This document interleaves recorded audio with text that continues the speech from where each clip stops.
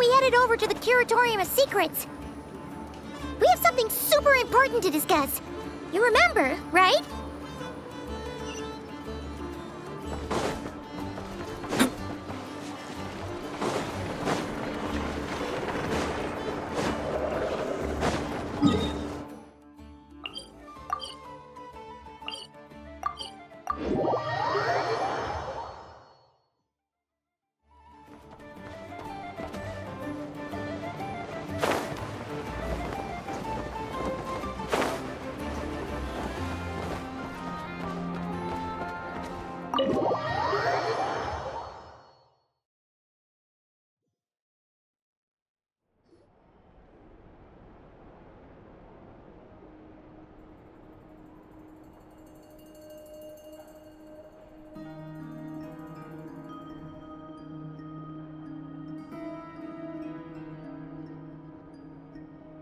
Looks like the gang's all here!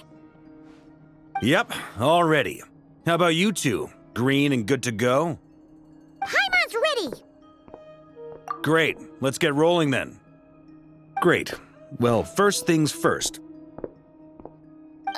Wait. Someone's here. We heard your footsteps, although... You've been here for a while now. I take it you followed the Traveler, but I don't sense any ill intent in you. Come on.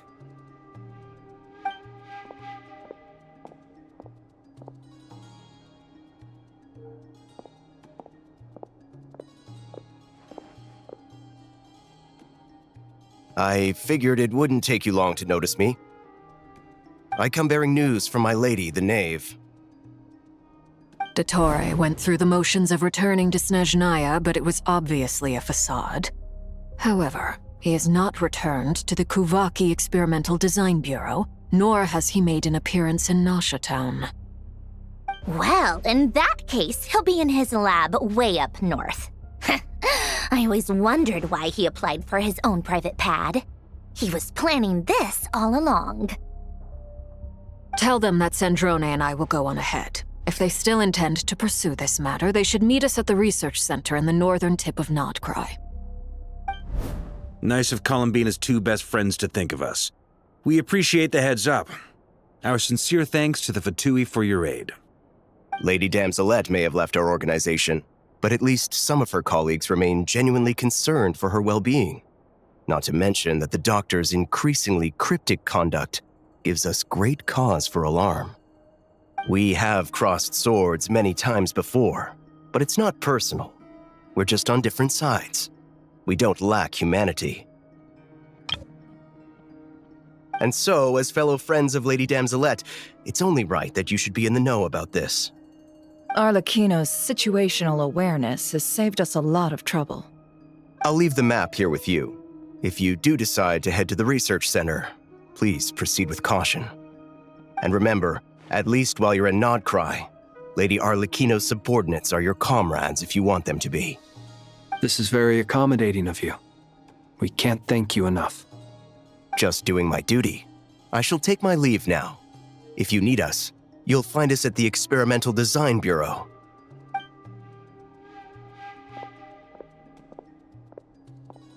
So, the doctors left the Experimental Design Bureau and headed to some research center up north.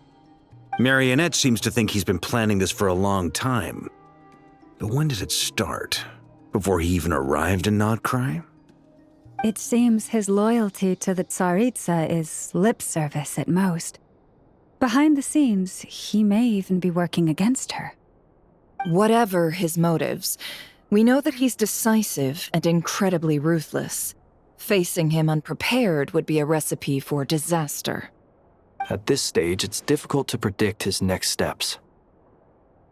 I suggest we split into two groups. We need some people to stay behind and guard Nasha Town. Well, as much as I'd love to help, infiltrating research labs isn't really my area of expertise. But at least take Cool Your Jet's Ducky with you. It should be some help during the battle. And as for Miss Anefa, I suppose you will stay to protect Miss Aino? Detecting operational logic. Protect Aino. Priority. High. Just in case, Servarka, I think it would be best if you stayed behind as well. You can leave the research center to us. I mean, I would have said the Knight of Berea should probably be out on the front line, but okay, fine. Leave Nasha Town to me. Be careful out there, okay? If things get out of hand, fall back right away. Yehoda will be on hand to assist you. In my absence, she can handle any intel gathering work. You got it, boss. You guys make sure to get back here in one piece, all right? We will. Things are moving fast. We'd better head off soon if we hope to keep pace. So, it's infiltrate a secret research facility, or... Yeah, all right. Paimon will help out here instead. Sounds like it's gonna be a pretty intense fight. We all have to bring our A game here. So, anything you need to wrap up before we leave?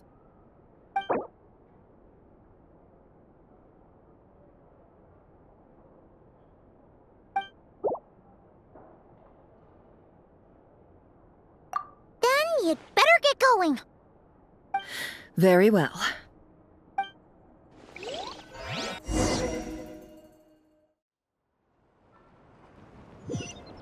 All these broken machines on the ground.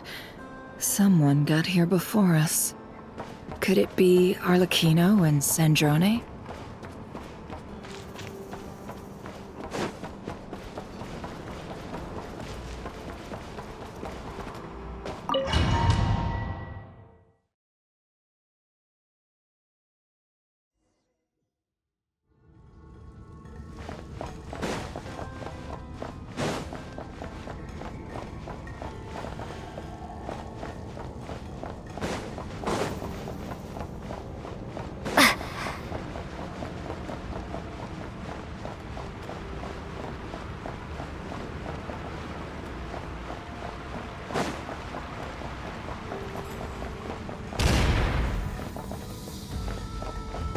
That's quite a welcome party. Can't hide the truth. Forrest, protect us. It all adds up.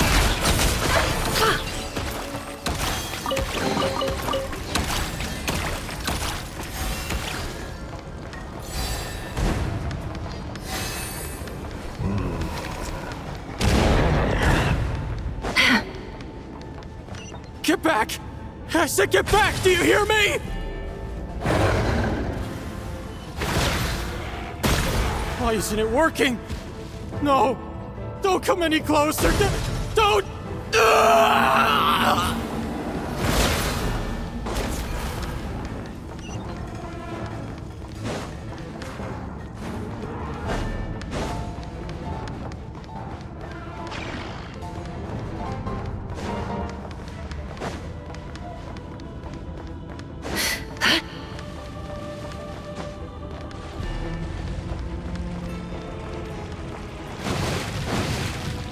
You poor lost lamb. By the frost moon of old.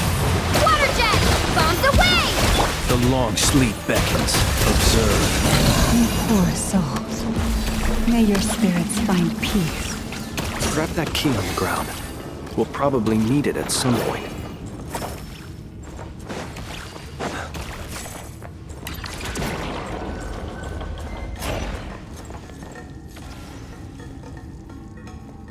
Watch out!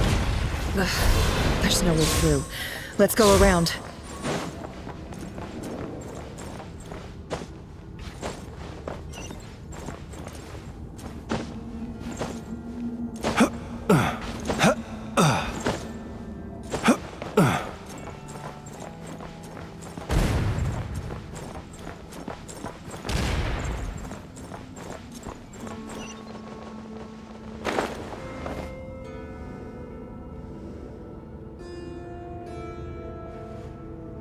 What the? Trespassers? Here? What's wrong with you people? We're looking for the doctor, and we understand he might be here. I see you're fleeing the facility. You looking to settle a score with the doctor? Good luck with that. I don't think you have many chances left. Perhaps. But you might have a chance to live if you start talking. 2 other Harbingers had the same idea as you. They're already inside. But what good is it gonna do? The doctor wouldn't do something like this unprepared.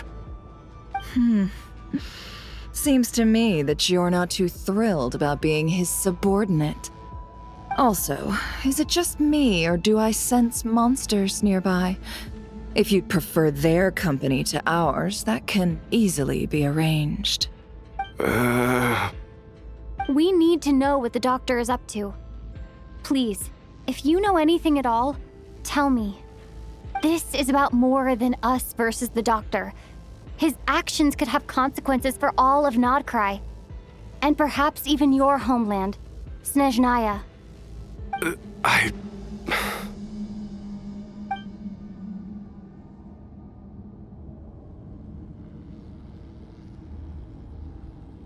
He's building something.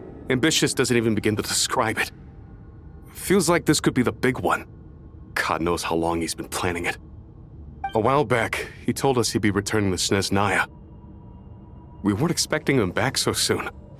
This time he brought some gemstones with him, or something. 2 of them. The moon marrow spheres. He stole them from their rightful owner, Columbina. Oh, Lady Damselette? Last I heard, she left the Fatui. Before she went, she told us she'd finished what Her Majesty asked of her, and wished to focus on some personal matters. I remember thinking that leaving us might not be the best choice. I mean, I always looked up to the captain the most, and... Back when this all started, the higher-ups dispatched 3 units to Nodcry to execute their plan. They were led by the Doctor, Marionette, and the Damselette, respectively. I was a part of the Damselette's unit to begin with.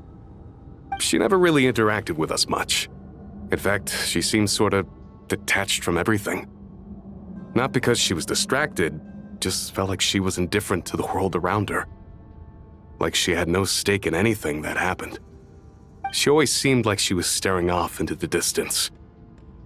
Almost as if she didn't see anything worth living for in the present, so she had to look further afield. That's right. She always used to stare up at the sky. The Doctor used to stand nearby and watch her. Apparently they got along well at first, but somewhere along the way, she grew wary of him, started avoiding him as much as possible. After she left, everyone in our unit merged with the Doctor's. He's similarly indifferent to the world, except when it comes to the moons. He seems to have big plans for them. Right now, obtaining the 3 moons is his #1 priority.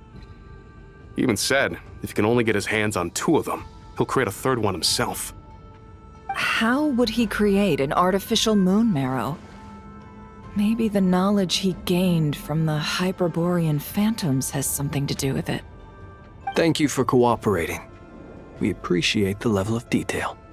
I get the sense that you'd serve under Columbina again if you had the chance. Would that be fair? No, she's no longer a Harbinger. As a member of the Fatui, my loyalty will always belong to the Tsaritsa. I'm only telling you all this because I don't completely trust the Doctor. His actions do not align with the goals that first brought us to Nodcry. I understand. We'll do everything within our power to stop him. The Knaves unit is based at the Kuvaki Experimental Design Bureau. Maybe you can seek refuge with them. Well, now we know what's going on here. Artificial moon marrow. He's likely well on the way to completing it. Dottore's technological capabilities are far more advanced than I thought. I fear this could get ugly. Everyone, prepare yourselves.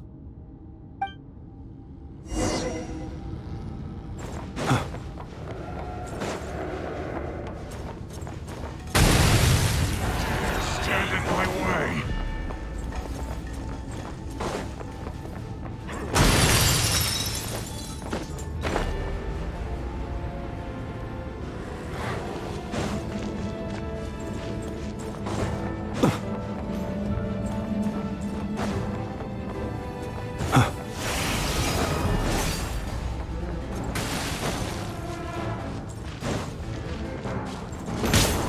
Be silent. Close your eyes.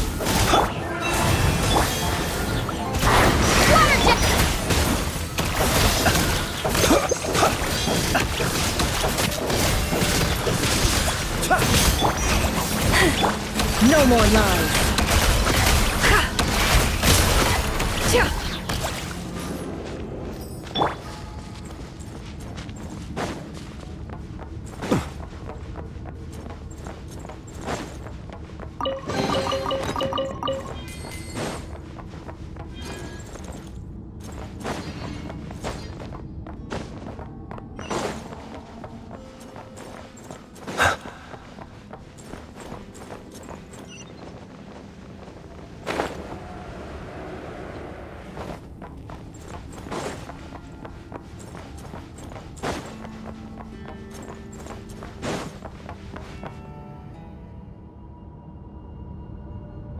Welcome, one and all.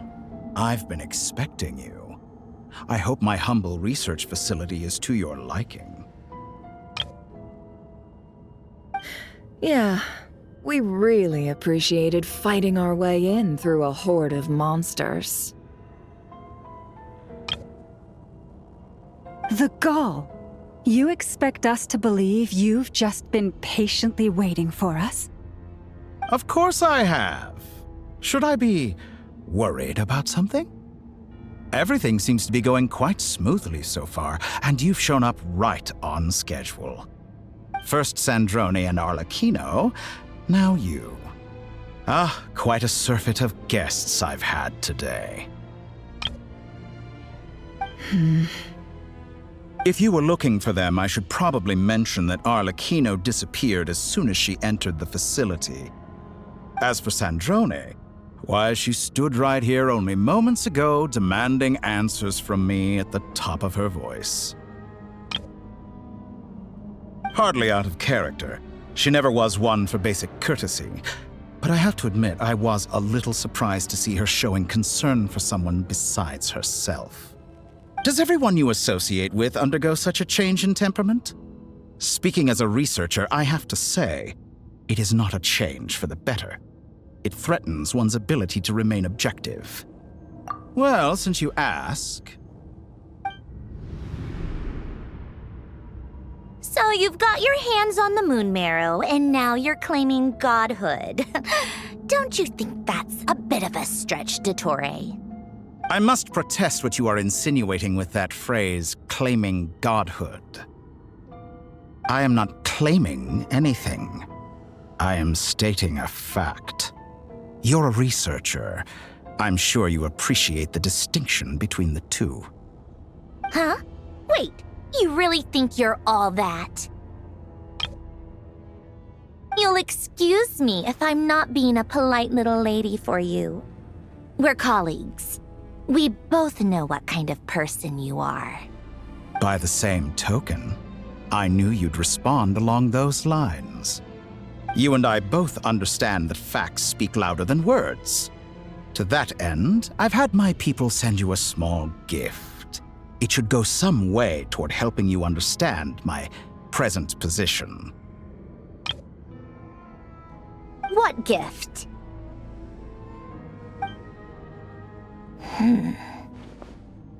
Where have all your troops gone? Who knows? Perhaps they are already marching toward a new world, following in the footsteps of an unknown god. As vulgar and arrogant as you may be, dear Sandrone, I have no intention of taking out my displeasure on your subordinates. They will enjoy equal rights to my own. You sent your people to the Experimental Design Bureau? That's the Tsaritsa's property. Yes, and I am very mindful of Her Majesty's instructions. But you know full well that they do not conflict with my present goals. In which case, all I'm doing is conducting another one of my experiments. Is there a problem with that? Now then, you have a judgment call to make. Am I simply lying to stall you? Or is it possible that every word I am saying is the truth? In which case, Your subordinates really are in danger. So now you've turned on fellow Fatui soldiers. You're completely insane. I have set a new rule for myself. Each person gets one chance. Naturally, that includes you, Sandrone. If you wish to leave, I won't stop you. We are colleagues, after all. Scumbag!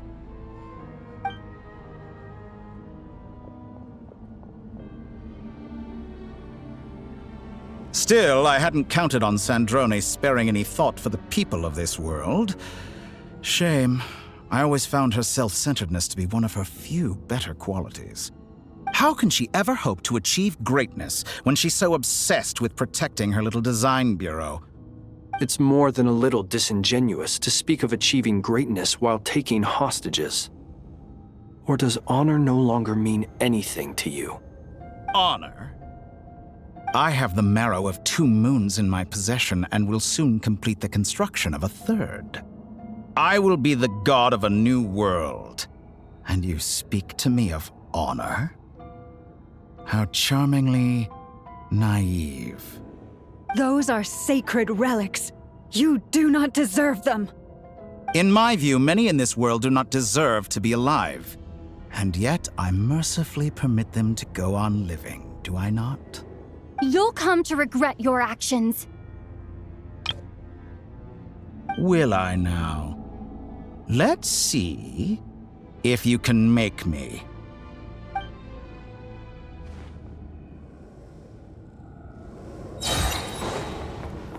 Forest, protect us for the everlasting forest. Get lost! Wipe out! It all adds up. Can't hide the truth. The night cometh. Observe, be silent. Close your eyes. Seek within. No more lies. Can't hide the truth. Leave this place. Target acquired.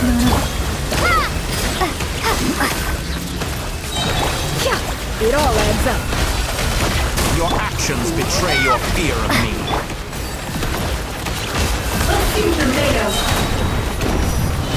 Arlecchino. Thanks for the assistance. Arlecchino. They see you as an ally. What a farce. You're clearly here to destroy my research, not... I'd say your research is more valuable.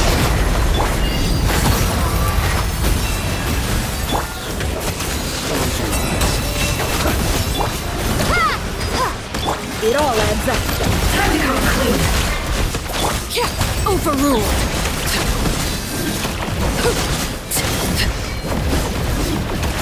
Get lost! This is where you fall. Laid bare. Shatter like a reflection! Do you fear the dark? Is that the best you can do? Get lost!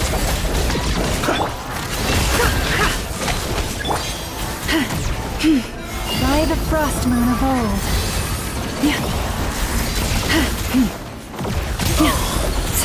Can't hide the truth. Interesting.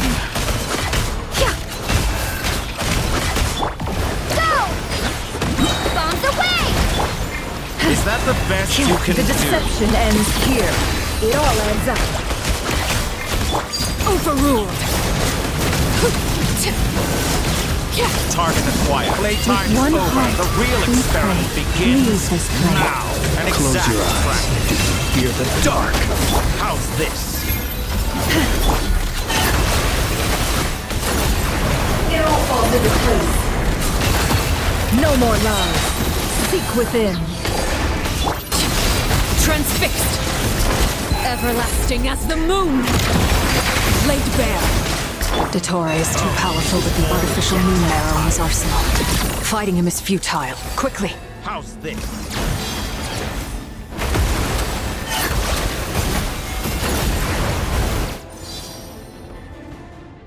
Let's go. I've always thought it is wiser to flee than surrender.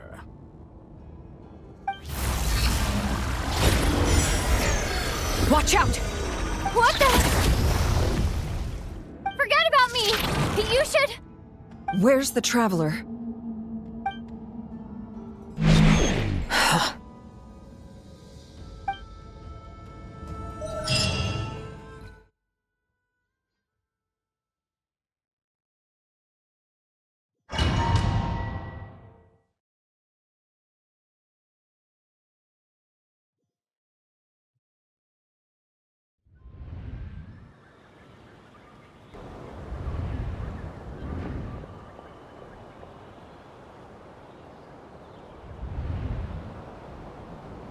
What just happened? Nasha Town? How did I get here? Strange. I remember being trapped by Dottore during the battle, and now, all of a sudden, I'm here. Something weird is going on. I guess I'll start by exploring the area. Huh? Traveler? What brings you here at this hour? Huh? What are you in the mood for today? A hot dog? Or something else? We've got some special discounts at the moment. Want to see the menu? Sorry, I'm not hungry right now. Ah. Well, feel free to take a seat for now. Let me know if you change your mind. Everyone seems to be acting normal. Am I just overthinking? Oh, darling, look who it is. One of our regular customers. Get the Traveler something to eat, would you, dear? Wait. Why is he talking like that? Well, I'd love to, but can't serve a customer unless they order something. Anyway, I take it your business is wrapped up? Yes, thankfully.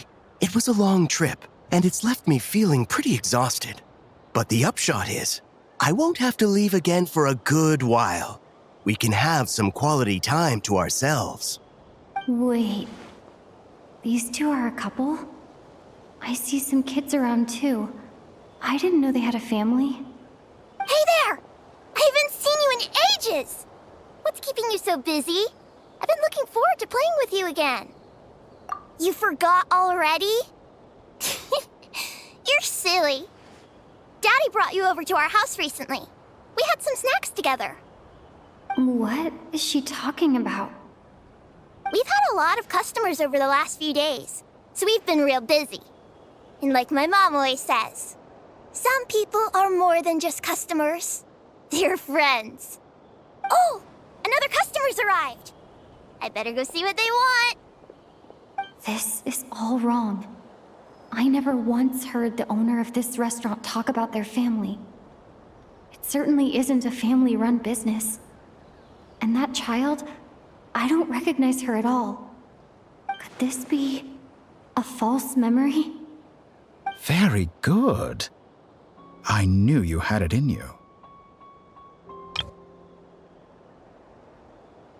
Aren't you going to try the house special? When did he show up? No, none of this is real. You don't seem to like it here. That's fine. We can change venues.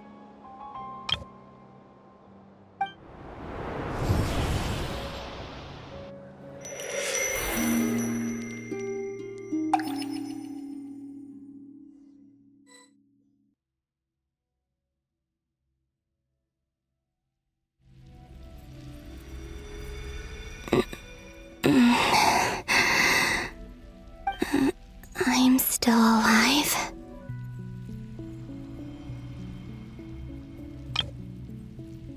Where is this place? It took all my strength to open the moon gate, and then I leapt into it.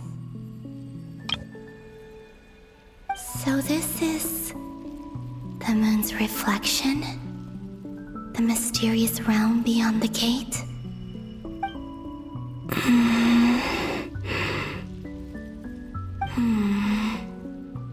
I can't sense anything. I guess I could try opening the gate once more.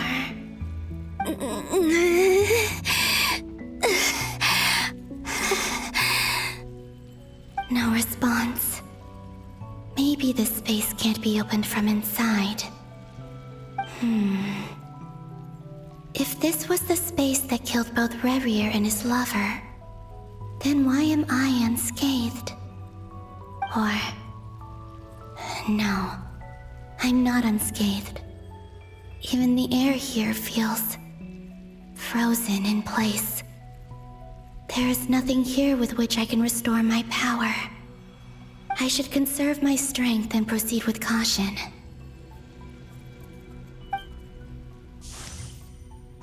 I don't believe Dotori's scheming will stop just because I escaped. If there is any chance that I can get back to the others, any chance at all, I must return.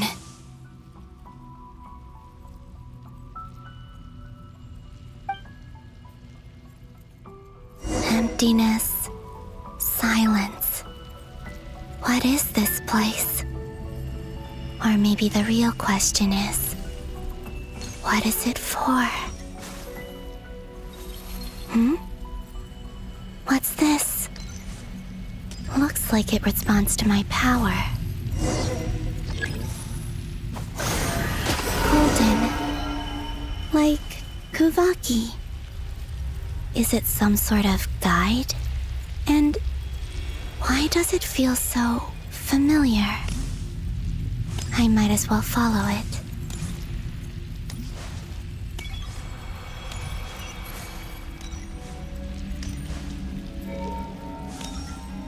Where does this lead? Could it be the exit?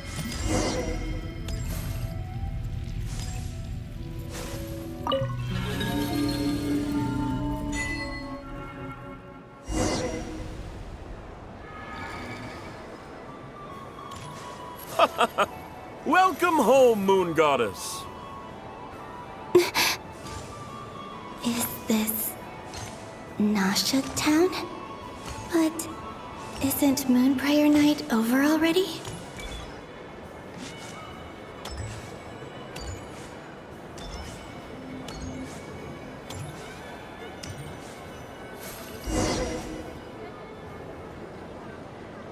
Goodbye for now, Columbina. I hope you have a wonderful night. I will. Llama, everyone else, and... me? Are these... my memories?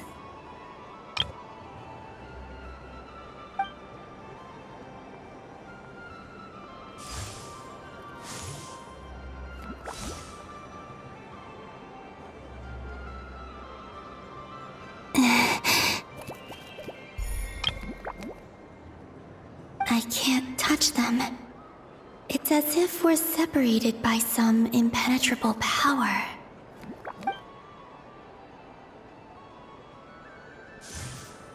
Over here! Over here!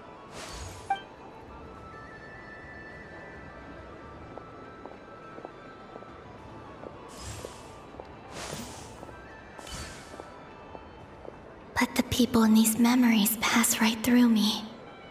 Just like when I disappeared. If only I had known what would come to pass after that. Even so, I should still take a look around. Just being back here.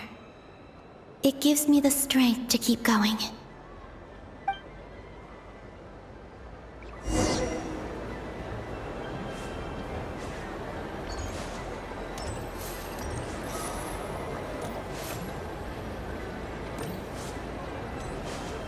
Welcome home, Moon Goddess. Oh, you're the genuine article. Alice was right.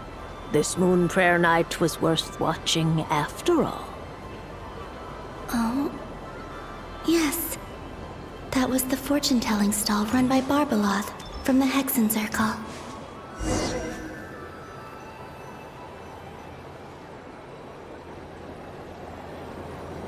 Please, draw the first lunar arcana. This represents destiny and is the foundation for the divination as a whole.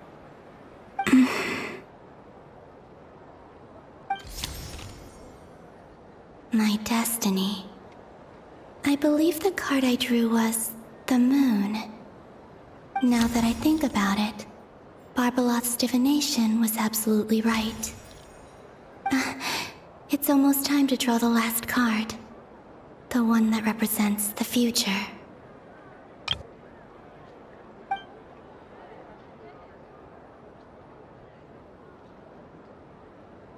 That was the card that popped out on its own. From here, I think.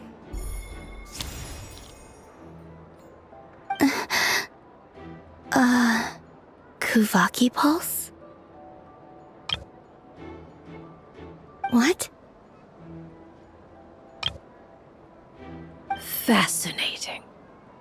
I've never encountered this before in my role as a diviner. What's going on? Did that card leave the deck? Because of my influence? All I did was try to touch it, and then... Maybe this memory space is not untouchable after all. Are there weak points in the barrier?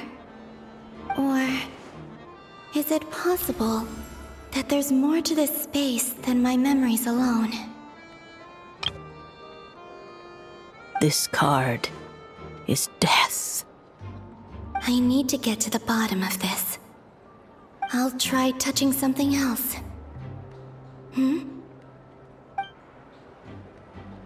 Is this the wind? No, it's gravity. It's pulling me outwards. No, Traveler!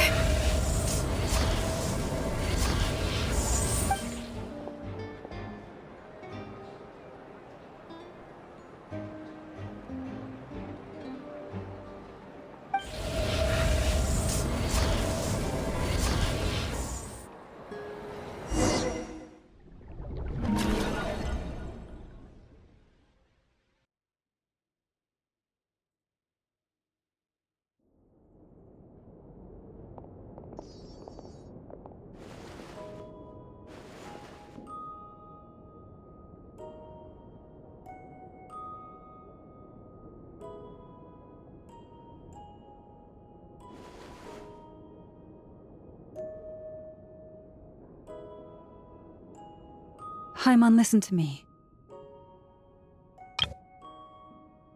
From the bottom of our hearts, we are so sorry. We completely understand how you must feel. The Traveler is trapped, and we all feel responsible for it. Don't say that! Haimon's not a little kid! You didn't leave her behind on purpose! There was nothing you could do! But...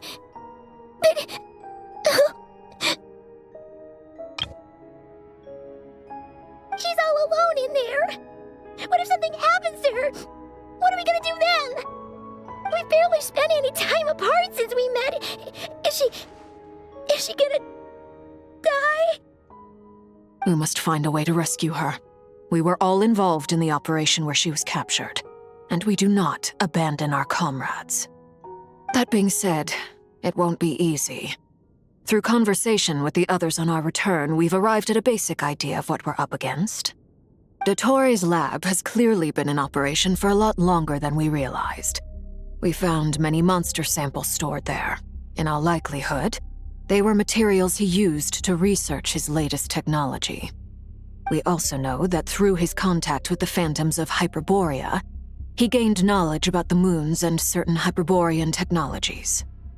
Using this knowledge, he then fashioned an artificial moon marrow to serve as a replacement for the frost moon beyond the sky.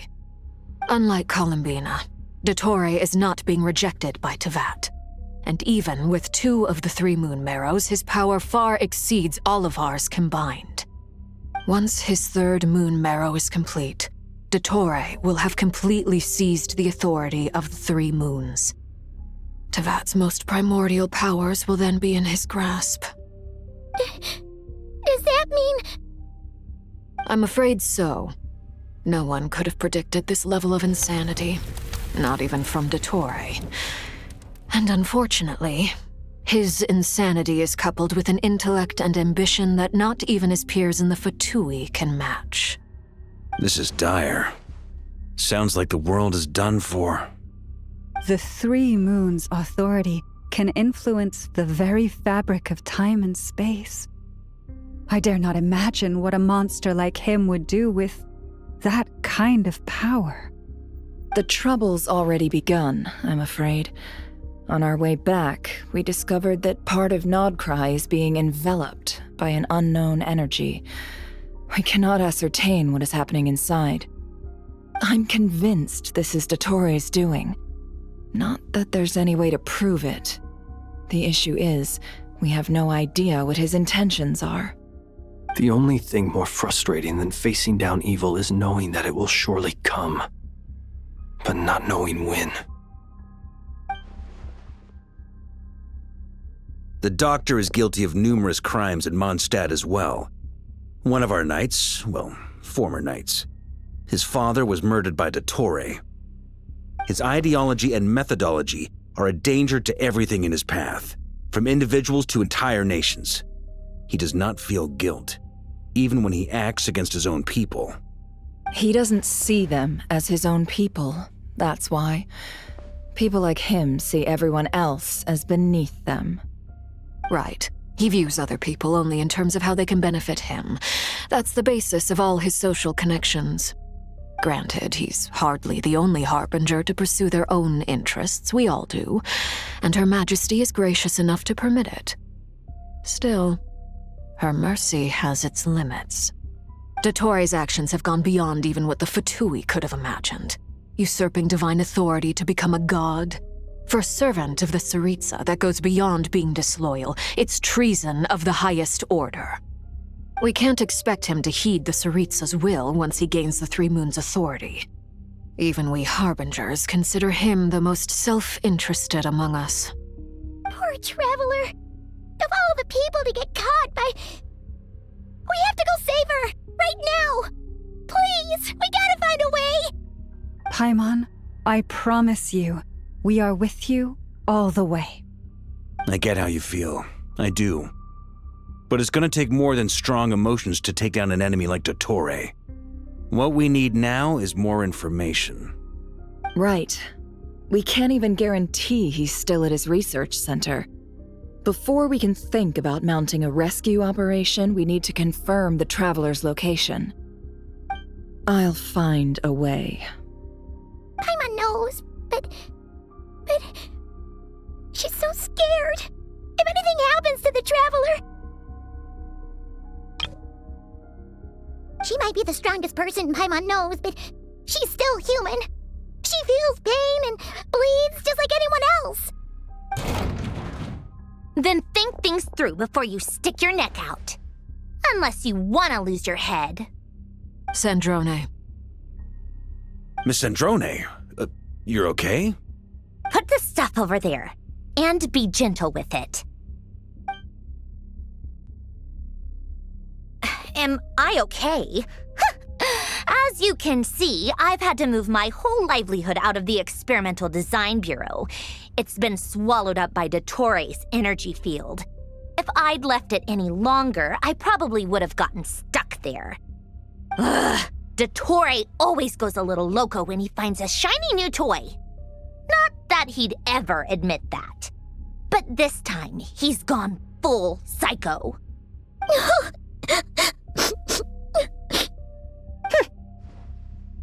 Just go ahead and cry already. Sorry. Paimon's not trying to make it seem. It's just... She can't. Oh, Paimon. Let it all out. There's no shame in it. When you're overwhelmed by fear and despair, crying can help get it out of your system. You'll feel better for it. Okay then, while the baby of the group is having a moment, how about the grown-ups get to work? Give me your hand.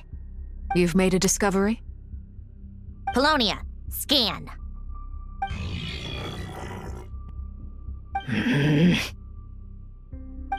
You, hand, now.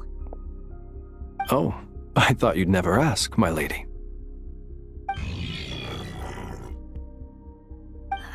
Curses! You're next! then you.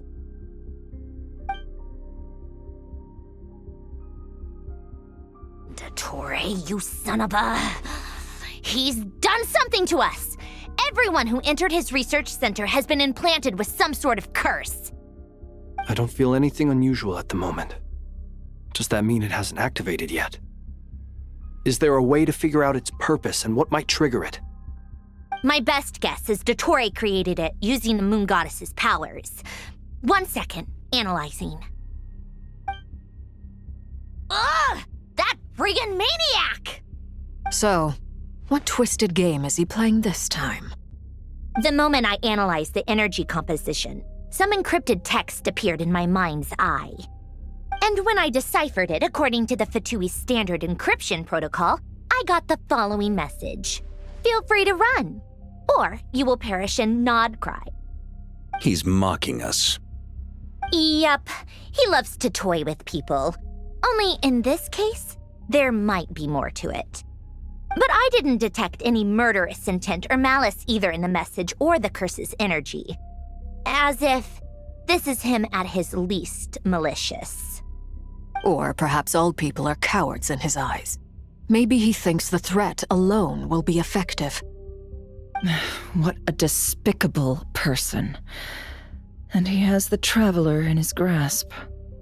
If I may, as unhinged as Dottore may be, he has always exercised great patience with the objects of his interest. I remember a comment he made when we first arrived in Nodcry. He said, "This world is, on the whole, an exceedingly dull place. But at least there are a few intriguing features, such as the gods or the Traveler. Presumably, they interest him because they're unknown quantities. He wants to understand as much as he can about them." Agreed. The Traveler is Tevat's fourth descender. All Harbingers are aware of this. Since Dottore took such pains to capture the Traveler, he is unlikely to kill her right away. Okay, but we still have to do that rescue operation. Of course. I also think we need to read between the lines with Dottore's message. If he's encouraging us to run, that means we mustn't leave Nodcry under any circumstances. My guess is, his curse will only trigger if we leave.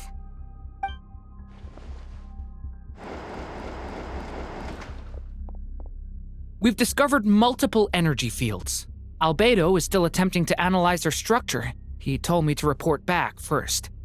Each field is slowly growing, swallowing up more of the surrounding area in the process. And the pace of their expansion has increased since we first examined them. He's probably trying to swallow Nodcry whole. His nefarious ambition knows no bounds. If this continues, the whole of Tevat will be in trouble, not just Nodcry. The loss of Columbina could not have come at a worse time. Do we think she's truly gone for good? She entered the space beyond the Moon Gate, knowing what became of Rerir and Thalindus. I'm sorry, but I fear the odds aren't good. Don't be ridiculous. If I know her, she's busy finding a way back as we speak just so she can annoy me. She isn't dead. Whatever has become of her, the fact remains that we are two comrades short on the eve of a decisive battle. We need to find out the Traveler's location, but there is also other work to be done. Agreed. Whatever Dottore's planning, we have to get the local populace somewhere safe. So, as well as a rescue mission, we have to organize a mass evacuation at the same time. It would be best if someone could approach leaders of neighboring nations and negotiate emergency asylum for Nodcry's inhabitants. Can anyone handle that? Snezhnaya is one option. I'll see what I can do. This would be so much easier if the Traveler was here. No! Stop thinking like that, Paimon. Paimon will join you. She's pretty well connected thanks to the Traveler. Maybe it'll come in handy. Either way, that's what the Traveler would do if she was here.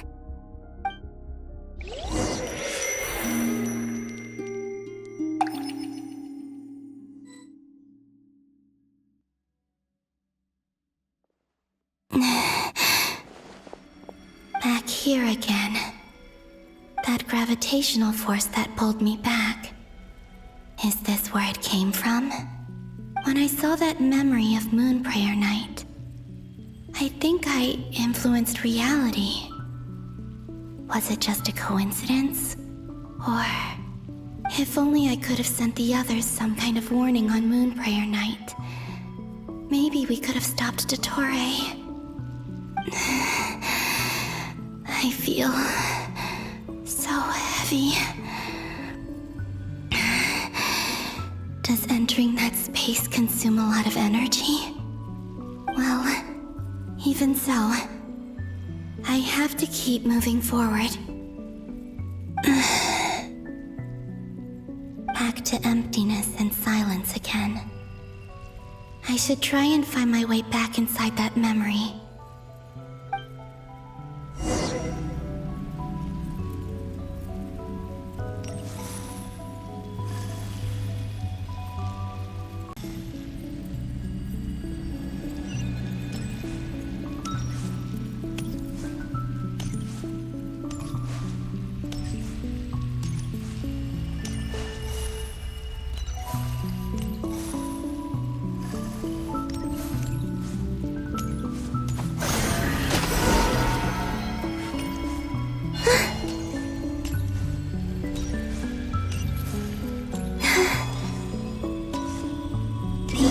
From last time isn't showing up.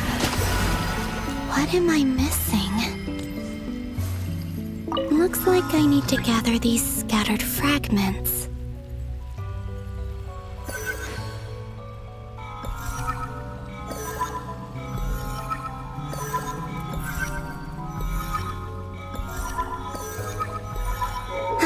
It worked!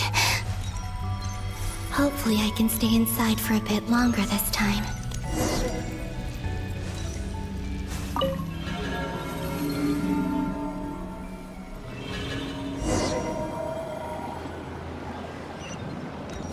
Ad Astra Abyssosque. Welcome to the Adventurers Guild. What? This doesn't look like Moon Prayer Night.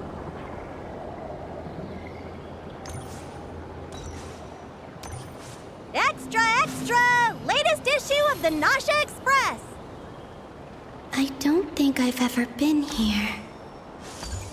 Maybe this space isn't comprised of my memories after all. There aren't any festive decorations around. Is this Nasha Town after Moon Prayer Night ended? Did Dottore's plan not affect the town? Or is no one aware of what happened because he used the Three Moons' authority? Let me see if I can influence anyone else. So, what do we do next? Wait, that voice. Paimon? The most important thing right now is to find that mage. Lauma, the Traveler, and Mr. Varga are here too. I'd better go pay the Fatui a visit. Traveler!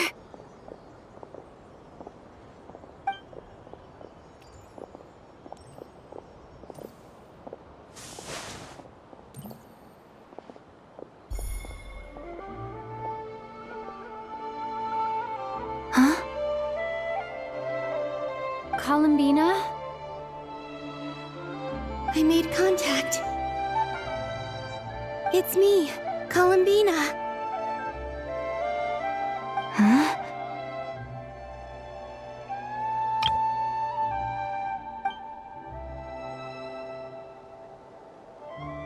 Traveler?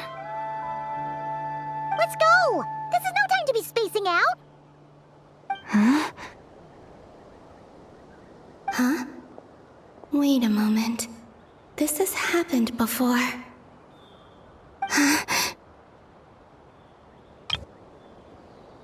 This is what happened when I disappeared.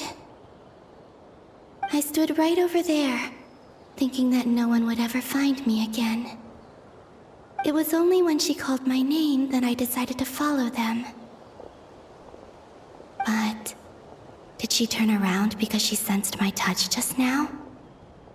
Is it really possible that from in here, I can change the past.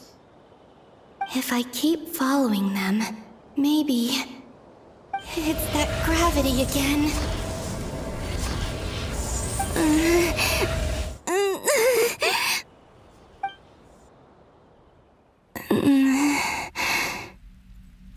Every time I influence reality within that space, this force intervenes and pulls me back.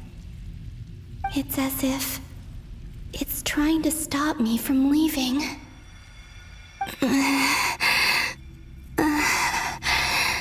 I'm getting weaker and weaker. I'll just have to try another approach next time. Come on, Columbina. Keep going. You have to tell everyone what happened.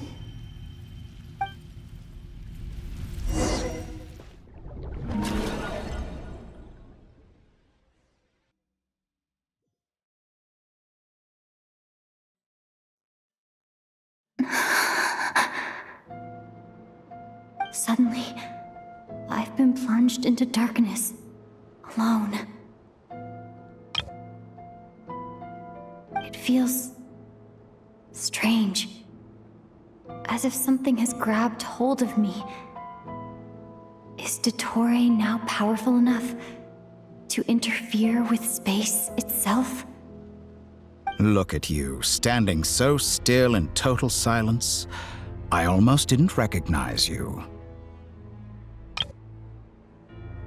Hello there, traveler.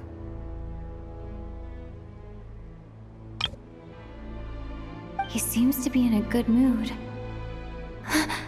Wait, what's that behind him? Ah, so you noticed. This is the completed trilune. 2 primordial moon marrows and 1 artificial specimen. You are wary of it. Good.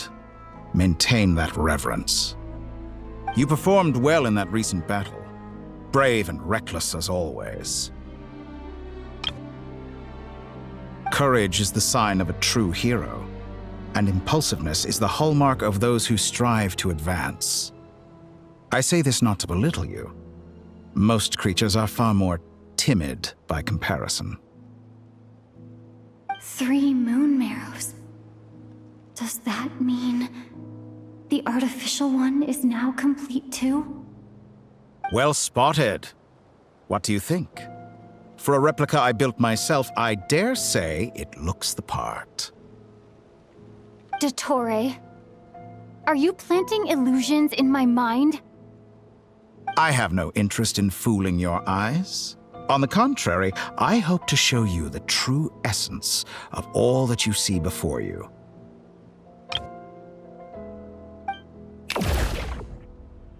Is this not a beautiful city? People live in peace and find joy in their work. The streets are safe. People can even leave their doors unlocked at night.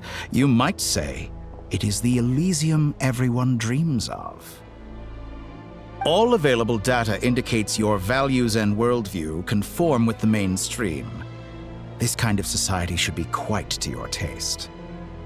False beauty is deceitful. Lies are to no one's taste. I wonder, is it your moral standards that are too high, or your expectations of reality? Answer me this. If someone existed in a sweet dream from the moment they were born, a dream in which they never once felt pain, which do you think they would consider superior? The dream or the reality? That's pure sophistry. It has nothing to do with your actions. As I suspected. You have yet to understand all of this for what it really is. What do you want from me? You sound impatient. Do you think the only reason I'm keeping you is because I want something from you? If it's not, then why haven't you killed me yet? No one can stop you if you're as powerful as a god. I'm delighted you recognize that fact. I believe we last squared off in Sumeru. Ah, the memories. How time flies. You and I have both grown. I'm not surprised that Arlecchino and Sandrone worked with you. You've always a way of slowly but surely ingratiating yourself with all levels of society. People laud you as a hero, but I suspect there's more to it than that. Oh, but to be clear, I don't say that to flatter you. Do you always give your opponent an appraisal before you deal the final blow? Call it a long-time habit. I'm a researcher, and one of my duties is to give an objective assessment of my subjects. But you misunderstand. We are not opponents. Not at this moment. I just want to talk.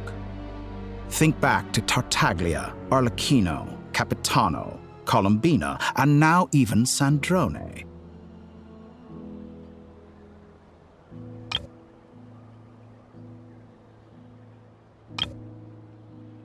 You've worked with each of them in the past. I believe you can work with me as well. What makes you so sure? Well, why not? Should the good associate only with the good and the bad befriend only the bad? I like to think we could have a more mature relationship than that. Surely you don't think all your relationships are grounded in friendship or shared ideals. People come together because it benefits them to do so. If you think of the people you admire, you must surely admit that they have provided some benefit to you. Morality, ambition, dreams. People have plenty of words to embellish the nature of their relationships. But once you break free from those ethical frameworks, you will see that the only thing connecting the two of you is mutual benefit. And that is what I'd like to talk to you about. We're finally getting into it. He's probably been planning to kidnap me for a long time now. But for what exactly? He has the authority of all 3 moons. I won't be able to gain the upper hand in a fight. Best if I pretend that I'm willing to negotiate for now. You say you're a god, but you also speak of mutual benefit. What could a god want that the 3 moons cannot provide? Excellent question. But before I answer, I would ask you the same thing. Gaining Columbina's allegiance was a rare and extraordinary feat.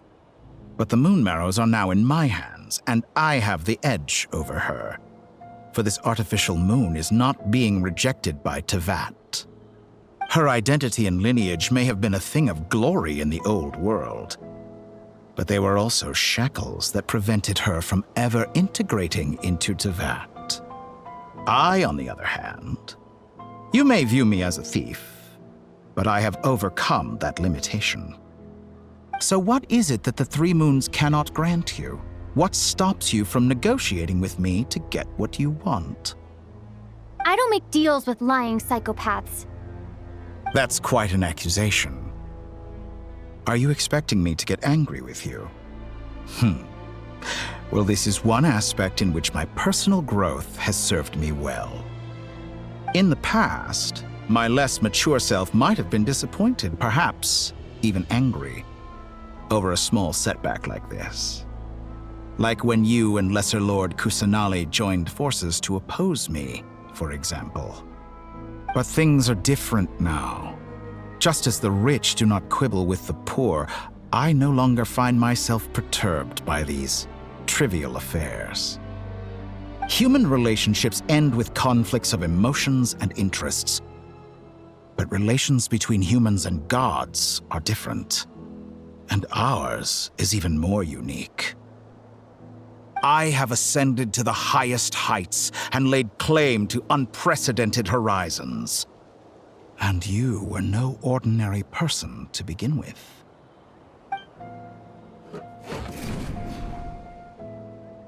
Allow me to show you the world, Descender.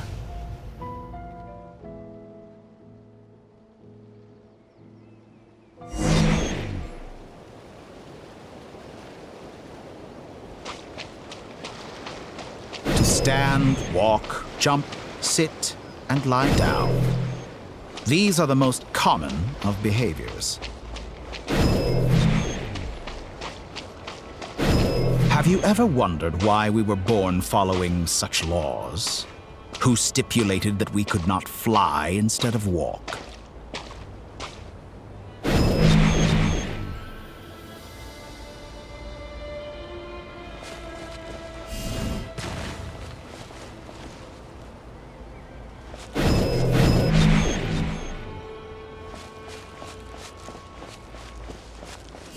Drop!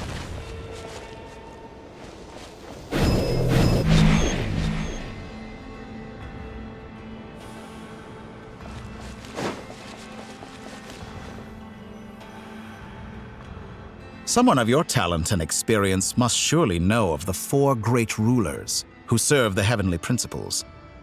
They govern life, death, time, and space. One wounded by a blade will die from blood loss or infection, and one who falls into a lake will drown in agony. The elderly wallow in solitude, and the solitary age faster. Eventually, new life is born, only to embark on the same path of suffering. These 4 divisions anchor the world and shackle those who live in it. But they themselves transcend its boundaries, squandering the power bestowed by the heavens. All who live yearn for equality, but unless the gods prostrate themselves and profess that they are mere servants of the living, equality can never exist. Who makes the rules we must live by? Who has the right to restrict us? The limits of the body can be rejected.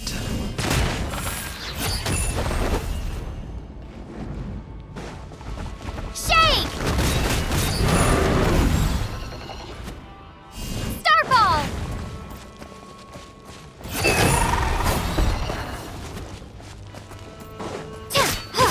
Drop!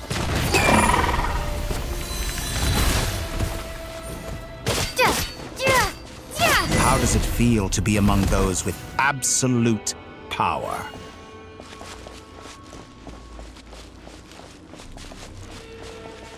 You cannot conceive the extent to which your flesh hinders your mind and spirit.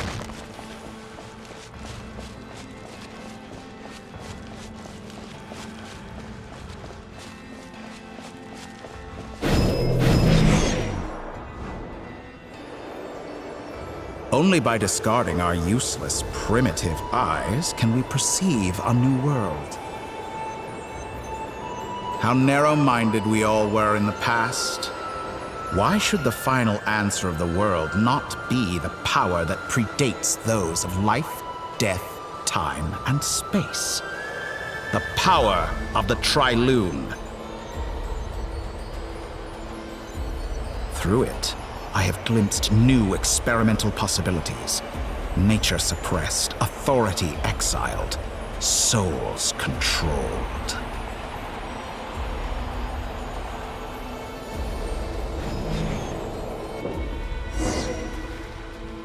You know, I heard recently that a group of critics reviewed countless stories and drew an interesting conclusion.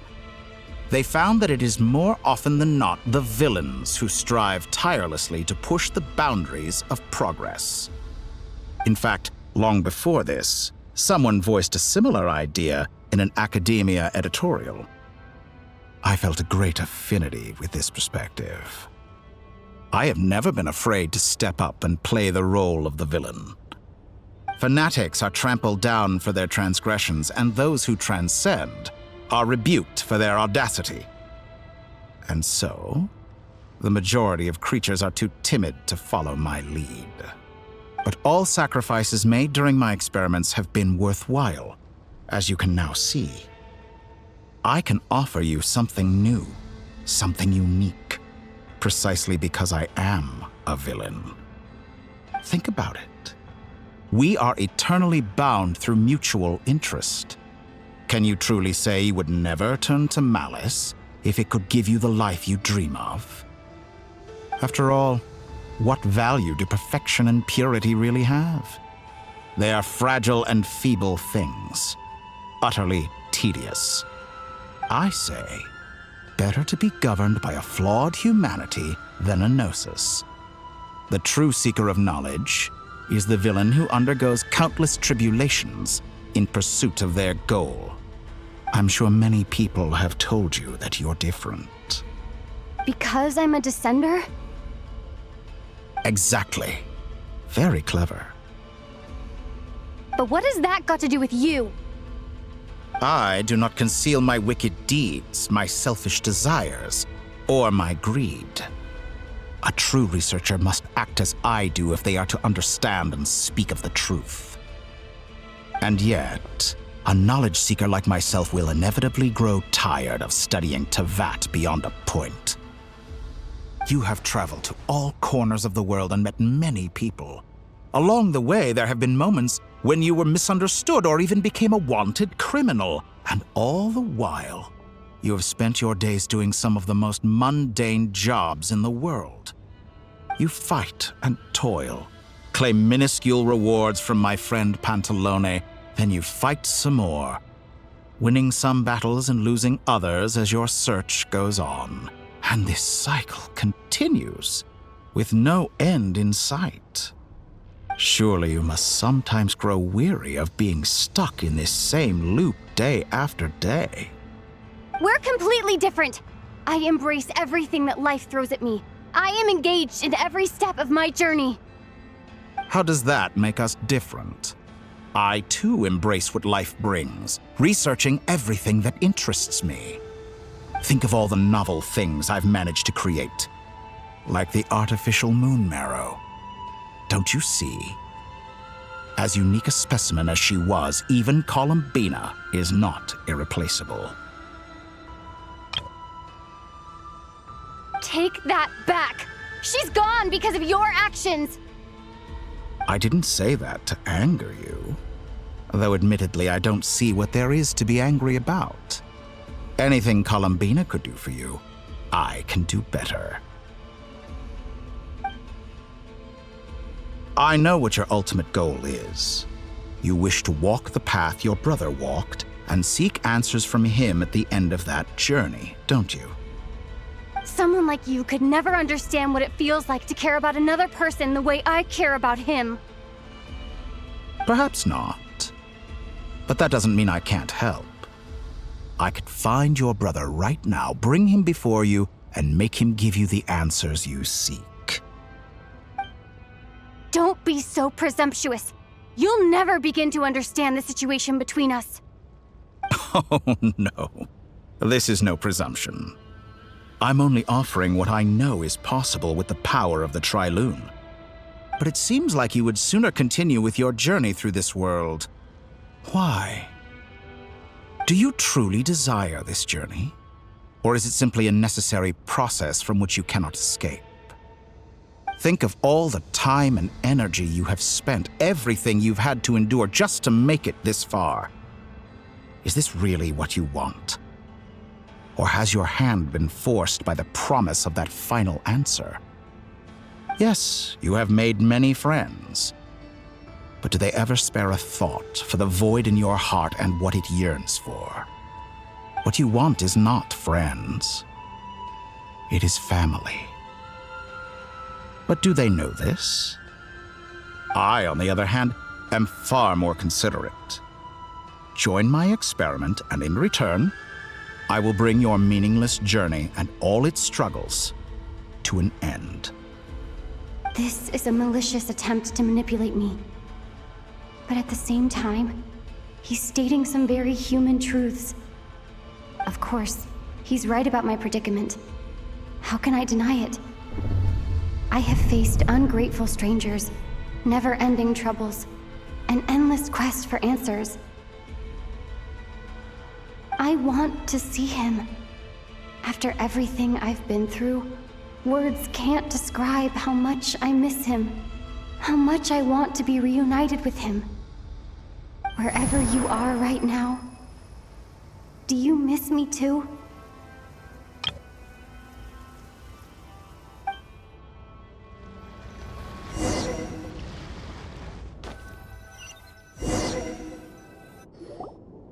All right, everyone. Our next mission is clear. We need to contact all the major organizations, explain the situation to the public, and then begin the evacuation. The residents of Notcry are quite dispersed. The two most populated areas are the Southern Isles and Pyramida. Miss Lauma, I will leave Hisi Island and Nasha Town in your hands. I will liaise with the Fatui and Pyramida. Agreed. We will reach out to Natlan and Snezhnaya. Anyone found north of the Experimental Design Bureau should follow the Fatui to Snezhnaya. As for those dwelling south of that line, I will ask the Voynich Guild to help persuade them to leave. Then I, Mr. Varka, and the Frostmoon Scions will escort them to Natlan. The Voynich Guild has dealings with the Curatorium of Secrets. I will send them a letter vouching for your credibility. Yehoda, you should help Lauma. This is too big of a task for one person. My wish has come true. You're willingly lending me your most capable employee for the day. Well, good for you if all this only takes a day. Of course, if it takes any longer, I'll be charging a fee. Boss, wait! Don't I get a say in this? Oh, I'm sorry. Something to add, Yehoda?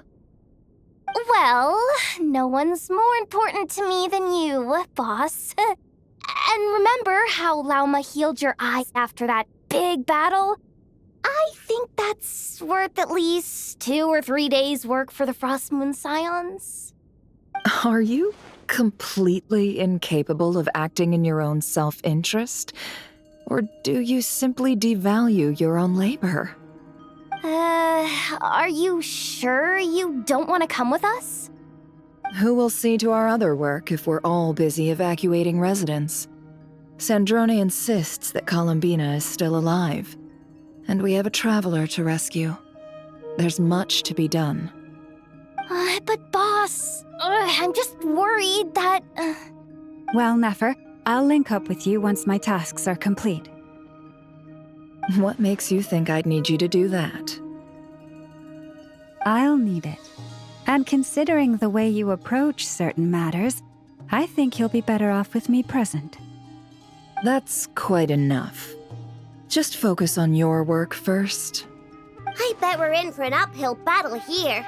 But we can help out too.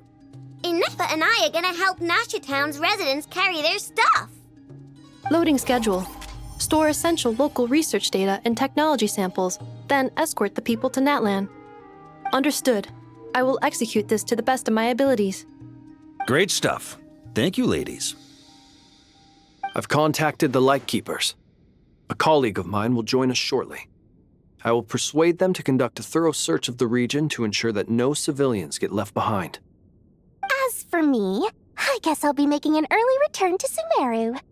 I think it's important that someone informs the Dendro Archon of what's going on in Notcry. Roger that. Someone should inform Mondstadt, too. Mr. Duran, can I trust you to handle that?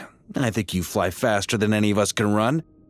As an added incentive, get there fast enough and I'll see about getting your gliding exam waived. Really? Ha! Mission accepted, sir. I intend to stay behind and help Miss Sandrone with her research.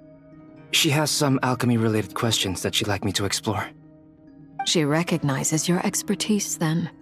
I wish you a fruitful collaboration. Thank you.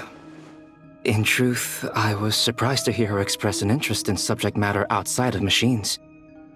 I believe she has been investigating some Fontanian technology recently. She made a point of bringing the relevant materials with her when she left the Experimental Design Bureau. She's sorting through everything in her room as we speak. I should mention that we have one other friend who isn't present. He hasn't made his position in all of this clear. But if we know anything about him, he's likely investigating on his own. Paimon's been very quiet today. But I know how close she and the Traveler are with the Natlanese. She should come with us to the border. Okay. Paimon will do her best. Make sure to heed Sandrone's warning. Many of us have been cursed by Dottore. As such, under no circumstances should anyone cross national borders. Remain within Notcry. That aside, personally I have faith in Columbina. Things look grim, sure, but who knows how it'll play out. Same goes for rescuing the Traveler. Both of them are important allies and friends. We'll be counting on you to gather intel on them, Miss Nefer. Oh, wonderful. You're all here. That voice again! Nicole? Whoa, that was loud! And it came out of nowhere. So mysterious. Sorry, this is the only way I can speak to you all right now. Please accept my apology. Anyway, time is short. I'll cut to the chase. We're still facing quite a catastrophe here at the world's borders. Alice has roped in every Hexen Circle member she can get a hold of, except for me. She told me I had to come and help you all out as a matter of urgency. I quote, "You love talking, don't you? Well, now it's finally your time to shine. Take these. Make sure the whole party gets one each. You'll be in charge of making sure everyone stays connected." Huh? Is this a Dodo communication device? Scanning. Unknown device. Analyzing. Unknown device. Conclusion. Cute. Affirmative. It is cute and good. I believe that I quite like it. This is no ordinary Dodo communication device. It's my very own special modified version, specifically... Oh, sorry. I almost went off on another tangent there. Anyway, help yourselves. It will allow us to communicate over long distances within Nodcry. No more worrying about shuttling messages back and forth. What astounding technology. Am I right in assuming that it relies on your personal abilities to function, Miss Nicole? Yes, exactly. Right on cue, Albedo. Ah, I'd love to brag to you all about how it all works. But no, next time. Anyway, I'll be right with you all, serving as a communication hub. That's all from me. Head off as soon as you're ready. I'll be staying here to keep watch, and I'll be sending you my blessings.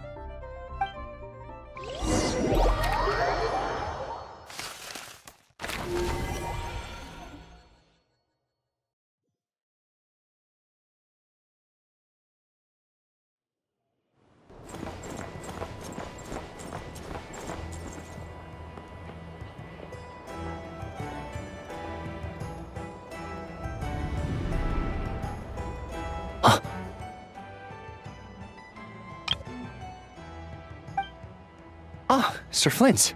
Perfect timing. I just arrived myself. You are most considerate, Master Ilua. But in fact, I know you have been sitting here for quite some time.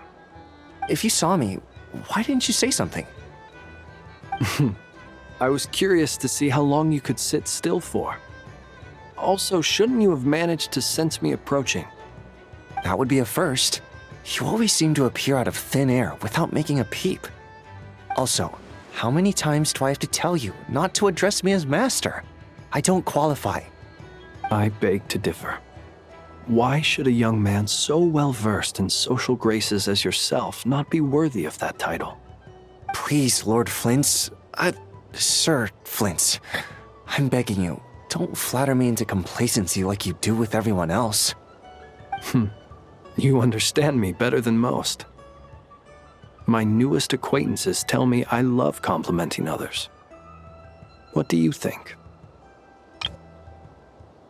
I think they don't understand why you do it. You just love puffing people up till they're a big, happy ball of hot air that floats away into the sky.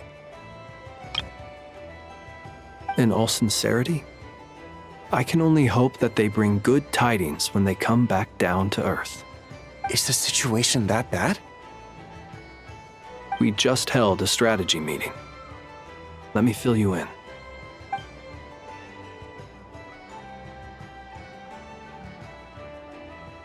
In short, we need everyone gone from Pyramida.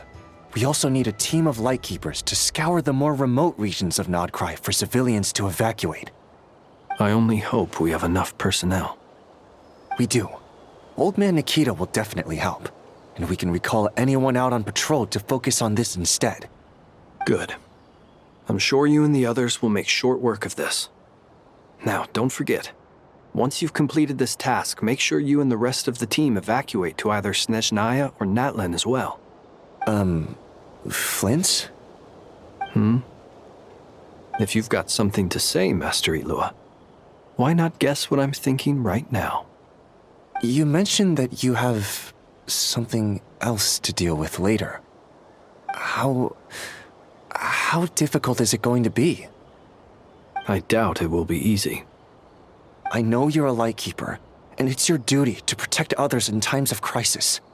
But I have a feeling that you'll be walking into grave danger.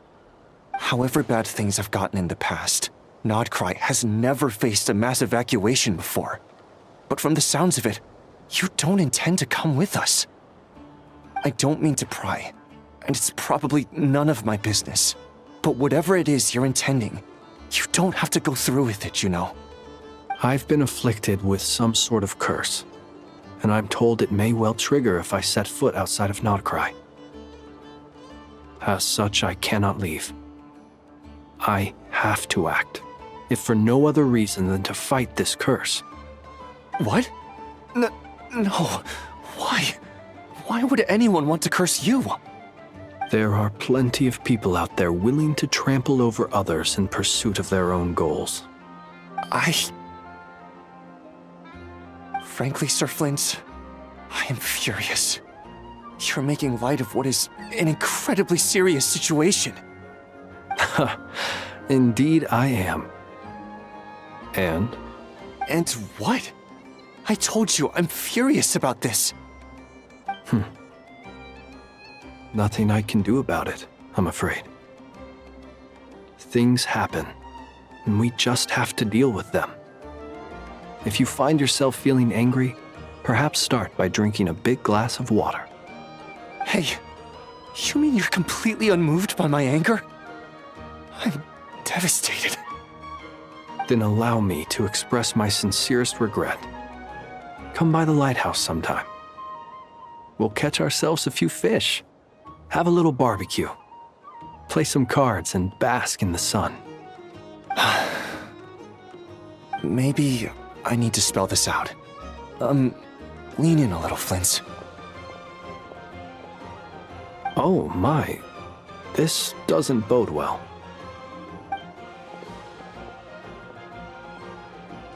Word is that you were caught up in a real horror show recently. People were amazed that you returned safe and sound. They've been debating whether you're even human.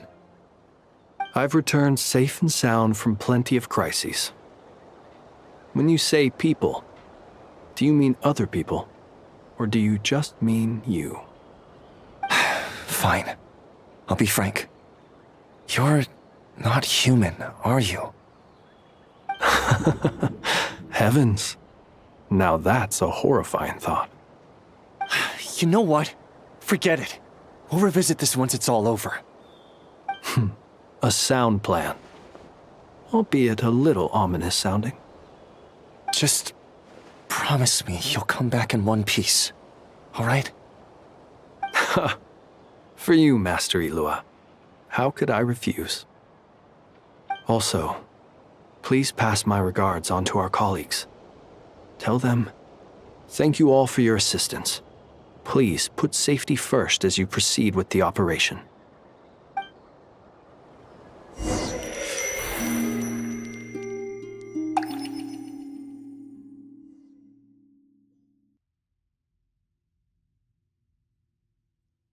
I have to keep searching for a path toward reality.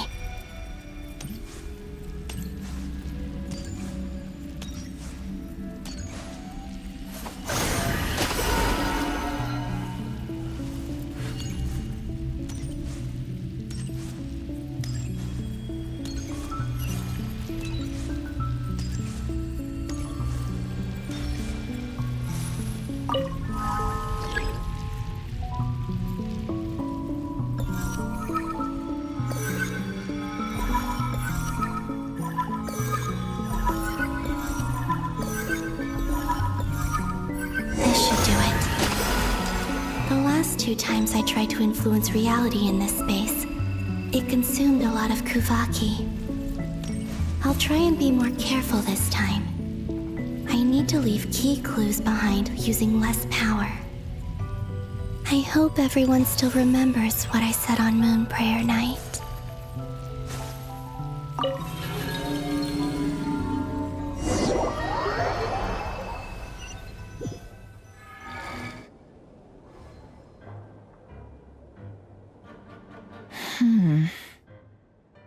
Nothing here either.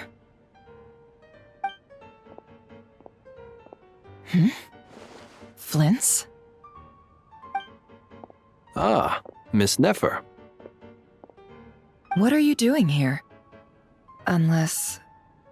I just spoke with Itlua about arrangements for the search and came for a walk nearby. As for you, why would... It appears we think along similar lines, and neither of us likes to accept things at face value. As well as figuring out how to gather intel on the Traveler, I wanted to confirm some of my own suspicions. Also, we'll need to bring a lot of force to bear against Ettore, even if we're only looking to rescue the Traveler. We can't leave anything to chance. You don't think Columbina perished either, do you? I'm merely considering the possibility that she survived, just as you are. How much can we really know about a deity like her anyway? Do you remember what she said on Moon Prayer Night? About using moonlight to send messages to us? Of course. I think that's why we're both here. Where have you checked so far? I've been focusing on the outdoors. Anywhere the moonlight shines. I checked most of Nasha Town, but didn't find anything. I checked the Curatorium of Secrets, and a few rooms where I thought I might find some leads. But no luck here either. The only places I haven't looked yet are the rooms in the flagship. But process of elimination isn't the only thing that brought me here. Oh, really?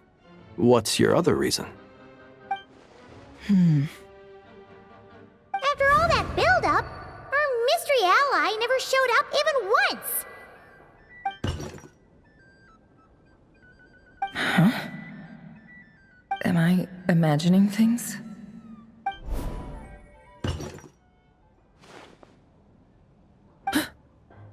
Come on, let's see what's going on.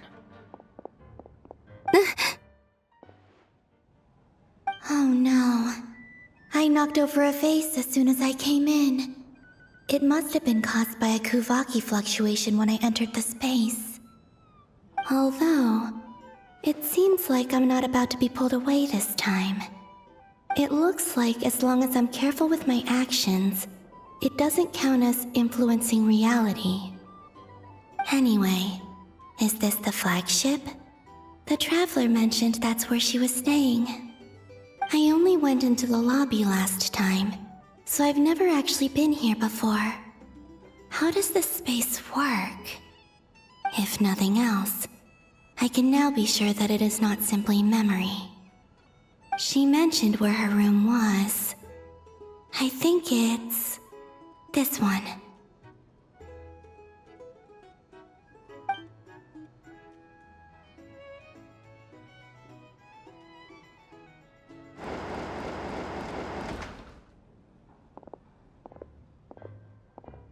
The door is closed.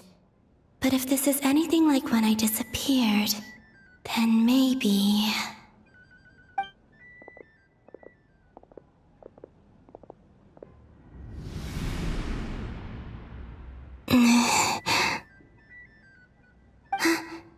I'm in. She and Paimon aren't here at the moment. I hope she's okay. I wonder what happened to her after that battle with Ettore. Best not to dwell on that for now. I need to try and leave them some clues.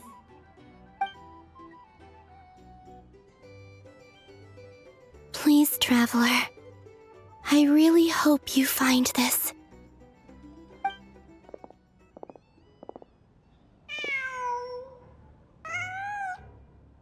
Huh. Just a cat. Nothing else here strikes me as noteworthy. Didn't you stay here for a couple of nights once? Before Rerir showed himself, yes. It's also where the Traveler and I first met. Did you notice anything unusual during your stay? I remember thinking how much noisier the flagship is at night compared to the graveyard. Other than that, no. The Traveler and Paimon were most congenial neighbors. This is where they've been staying, yes? Over here? That's right. I wouldn't usually condone breaking and entering, but we can make it up to them later. Focus now. I have to write a message on the wall using Kuvaki, just like I said on Moon Prayer Night. Simply open your windows on nights when the moon shines bright, and the moonlight will naturally flow towards the words I have written. Here goes. I'll need to carefully control my strength.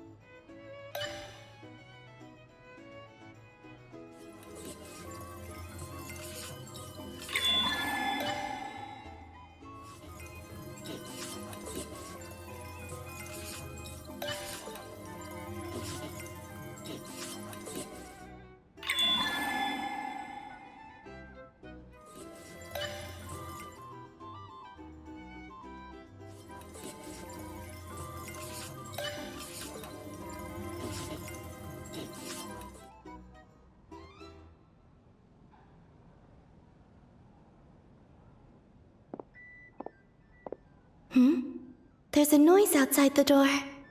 Is she back?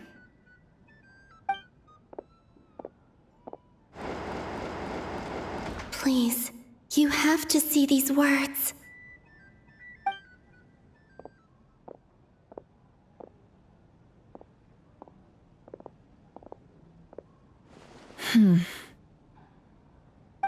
Well, do you sense anything? Unfortunately, no. And this place was our last chance. Not necessarily. We've only looked in Nasha Town so far. Miss Columbina said she would leave messages at her friends' dwellings. It's still worth checking where Miss Lauma lives and where I live.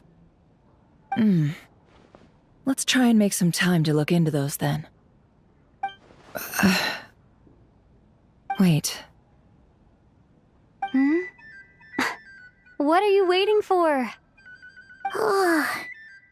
Paimon might have overeaten slightly. What's that look for? This is a victory feast. It's normal to eat a little more than usual. The Traveler and Paimon. It's really you. But why are they talking about a victory feast? Huh. You worried Paimon's sick while you were out there fighting Rerir.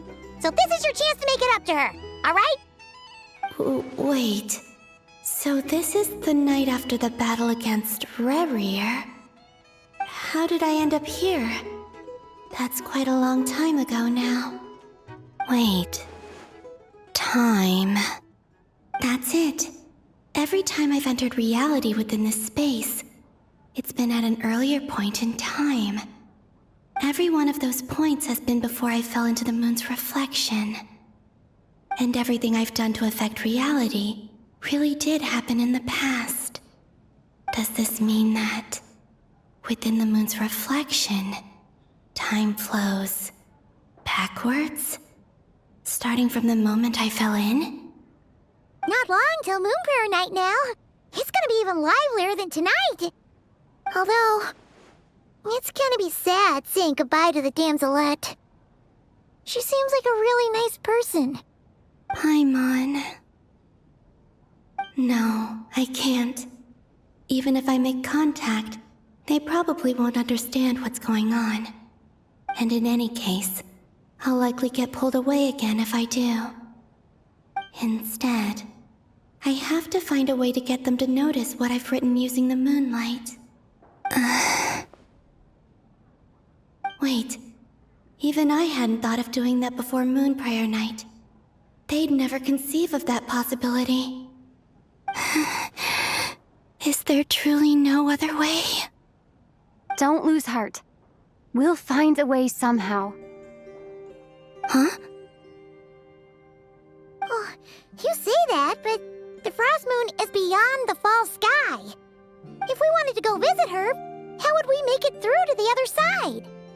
We might not have all the answers now, but I'm sure we'll find a way one day. Huh. Guess someone's gotta be the optimist. The present. The future. That's right. There are still things I can do. What's your plan? Flint's, when you were staying next door, did you ever open the window? No. The rooms here are dark and damp, and there's such a buildup of dust on the windows that the moonlight can't even get in. I didn't think it was worth the trouble. The moonlight. I think I see where you're going. One moment. I'll see if the owner is available. Don't bother. Time is of the essence.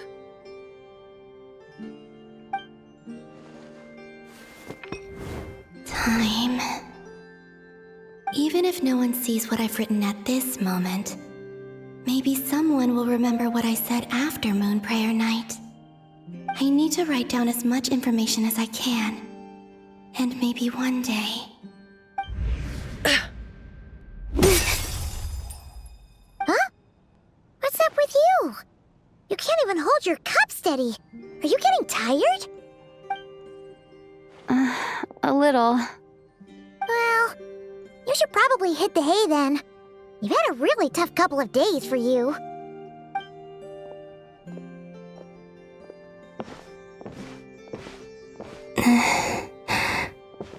You truly have.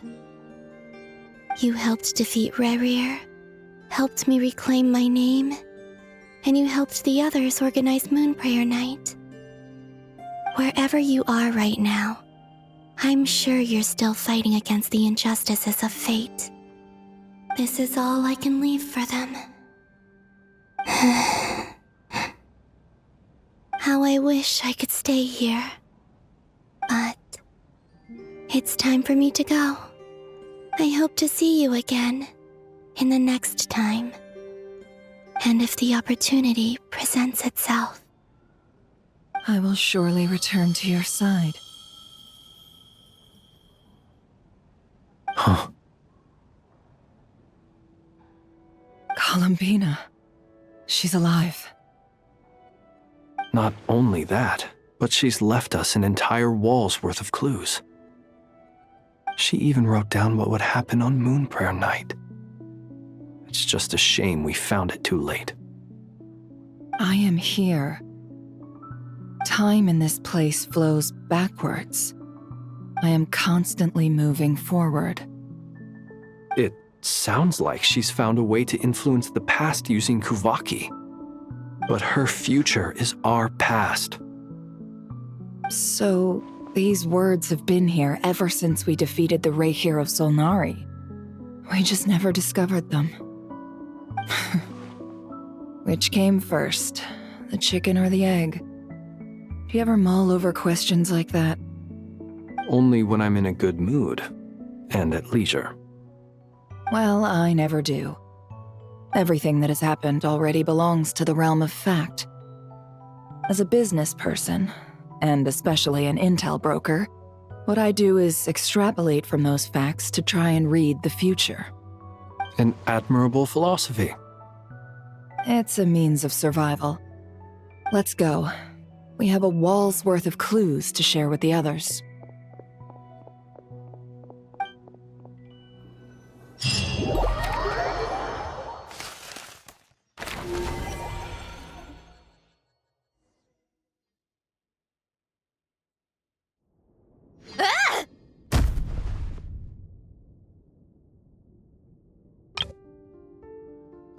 It appears that the doctor's energy signature has changed to something similar to Kuvaki, but not like the Kuvaki we're used to. Nodcry's Kuvaki devices will only have a limited effect on it. I can see why you've chosen to place your hopes in alchemy instead. Also, I must say these books are rather profound. My subordinates just shipped them in from Fontaine. Some of them are from the Narcissenkreuz Ordo. Some are incident reports from Petrichor, and then there's a few test reports for these junk machines. Additionally, after some further scanning, I've discovered something extremely annoying. What's that? Tevat's skies contain multiple moons. A long time ago, when I did my first scan, I detected 3, just as the legends say. But when I checked again just now, I detected 4 moons. So there's one extra? Yeah. Originally, I thought that if I could still find 3 moons, that would at least mean Columbina's still alive. But then it occurred to me that apart from the frost moon, Tevat's moons are just husks. And husks surely shouldn't show up in the scan, since they're not alive. It's weird, isn't it? If we can't even distinguish between a dead and a living moon, how are we supposed to know whether a moon goddess is still alive? Or does this mean that the moon marrows are equivalent to the moons themselves? It's certainly possible. In which case, the 4th moon you detected may be Dottore artificial creation. So he wasn't bluffing. He really built his own moon marrow. Ugh! I'm so mad right now! It's easy to get overwhelmed when you have too much on your plate. Maybe you need to relax. Perhaps try going for a walk, or simply take a few deep breaths. Nothing can calm me down at a time like this. I need more time, and I need progress.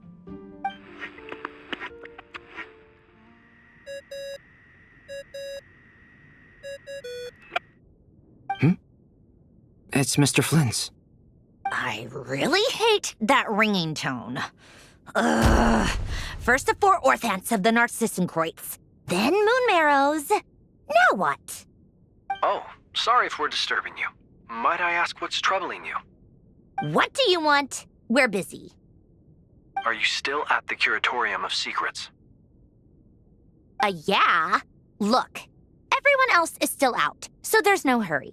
Plus, I'm busy, so I would appreciate if you gave me some space. Even though we have crucial intel to share? Fine, I'm listening. Do you intend to share it via the Dodo communication device? Ordinarily, I would, but this is a unique situation. I think it's best that we discuss it in person. See you at the Curatorium.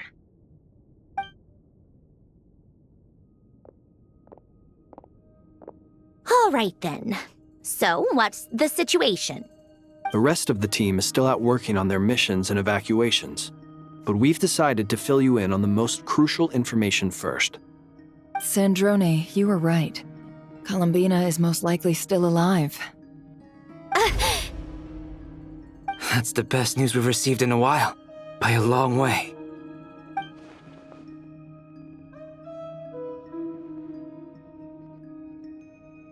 Random locations. Appearing in reverse order? Are you serious? So not dying isn't enough for the moon goddess, huh? She has to show off too. Anyway, does this mean we can deduce her condition from the moon marrows?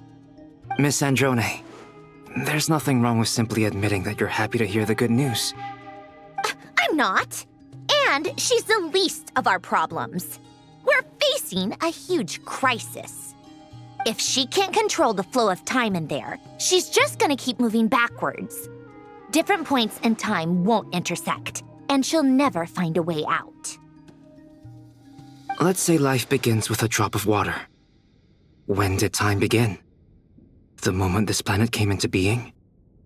No, that's not right. Her final destination would be the moment at which the space she is in was created. But it doesn't seem like we can influence that space from the outside world. So how can we help her? Also, if she's alive, Rarier and Thalindus might be too. But as far as we know, neither of them have come back out. That space may not have an exit at all. I'm afraid I must concur with Miss Nefer in this.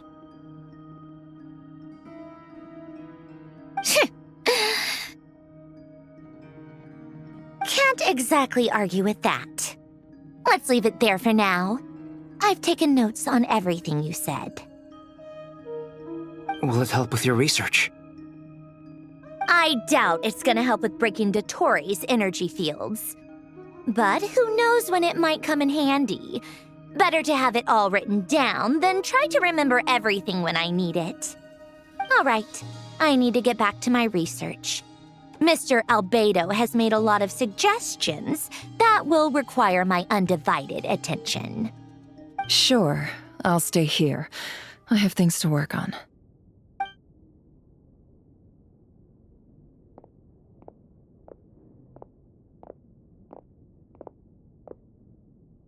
Paimon, are you there? Oh, right. She went with Varka to Natlan, didn't she? Good thing we've moved her and the Traveler's luggage in here.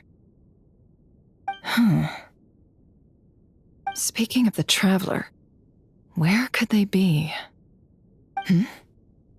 There's a note from Paimon. Paimon here. Not in at the moment, but if anyone needs to borrow her stuff or the Travelers, go ahead and help yourself. Paimon won't be mad. Also, Traveler, if you get back before Paimon, make sure to get some rest. Paimon misses you a lot, but put your health first, all right?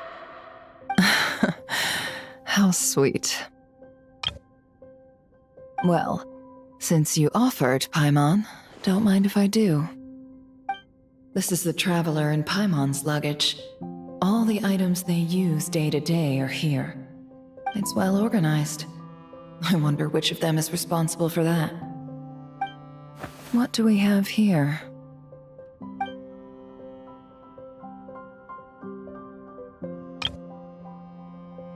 The camera captured a special moment that can only occur between people who are close to one another. You can really sense how the photographer feels about their subject. I wonder why this picture was placed outside. Is it because Paimon recently looked at it?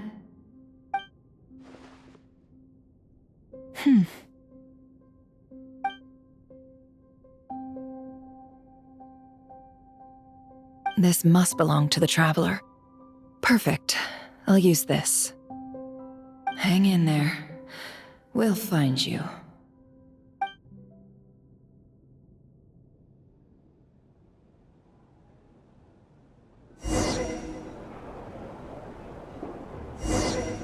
Polonia. Search keyword world formula and bring me all relevant books.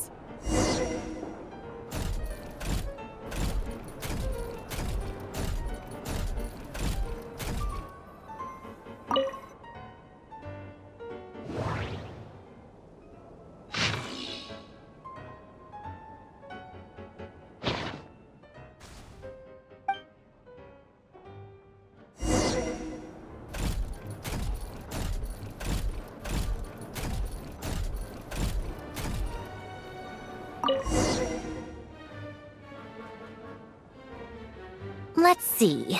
This one is on Tonki's sermon dictation concerning the apocalypse.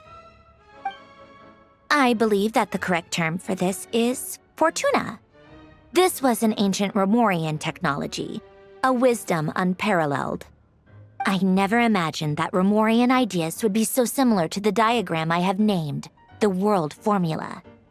This is strong evidence that human civilization should gradually shed possibilities as it continues to explore and evolve. The end of humankind may well be upon us right now. The sparks of civilization shall run out, unless we consider introducing variables from outside the system. Variables. Surely that can only mean one thing. Descenders? Dottore likely captured the Traveler because of her descender status, but the Three Moons' authority comes from the world itself. Why would Dottore need anything beyond that? Where does this variable factor in? The world formula calculates the fate of an entire world. Introducing a variable would therefore give us...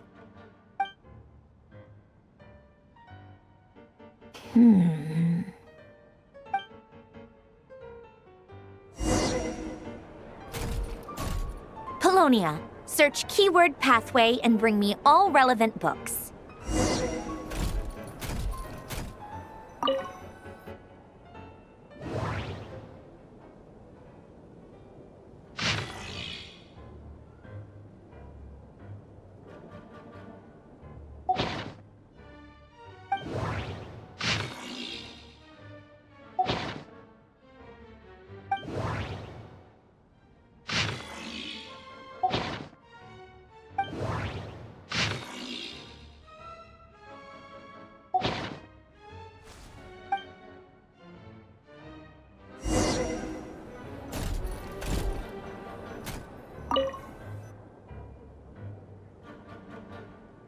Otonki Sermon Dictation. Explications on the Chemical Marriage. These titles are pretty esoteric. Observe and compute the pathway displayed in the guidance diagram. Deconstructing and reversing its effects could generate potential ideas. So, it's one of Renee's draft lectures. Deconstructing the pathway. I suppose that could lead to a breakthrough.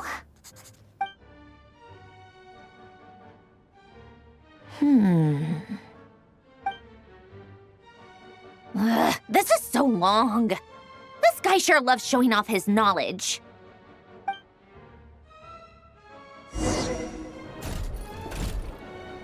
Polonia, search keyword tree model and bring me all relevant books.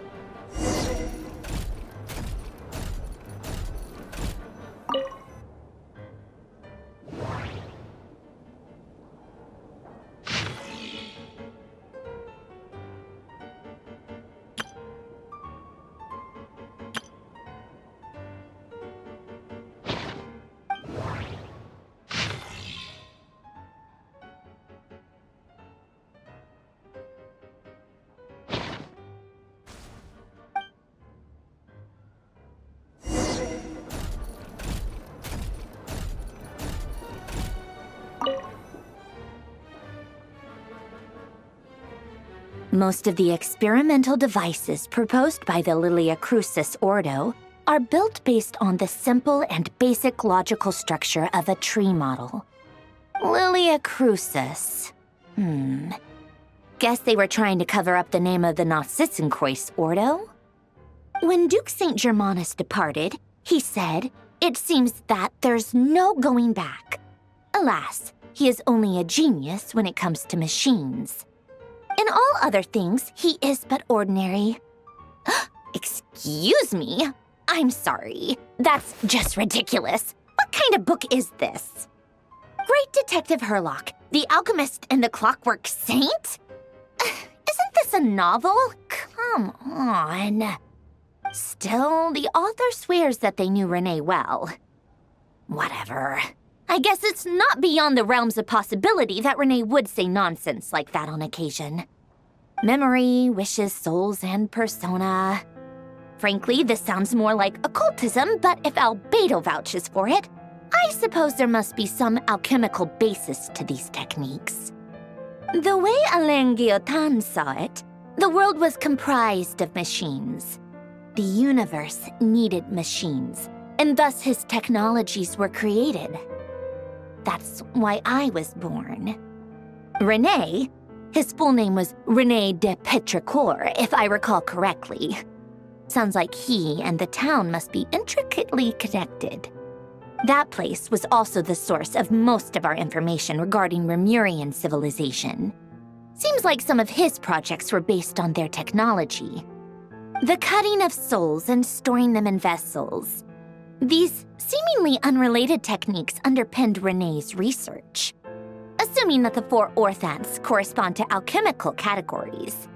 The chemical marriage model? Elen would have scoffed at that.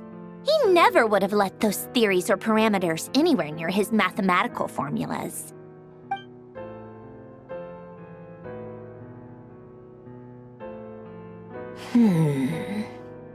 What was Elen's view on René? I know he mentioned the name, albeit very rarely. Oh, now I remember. Elen's old notes are here too. They mentioned René once.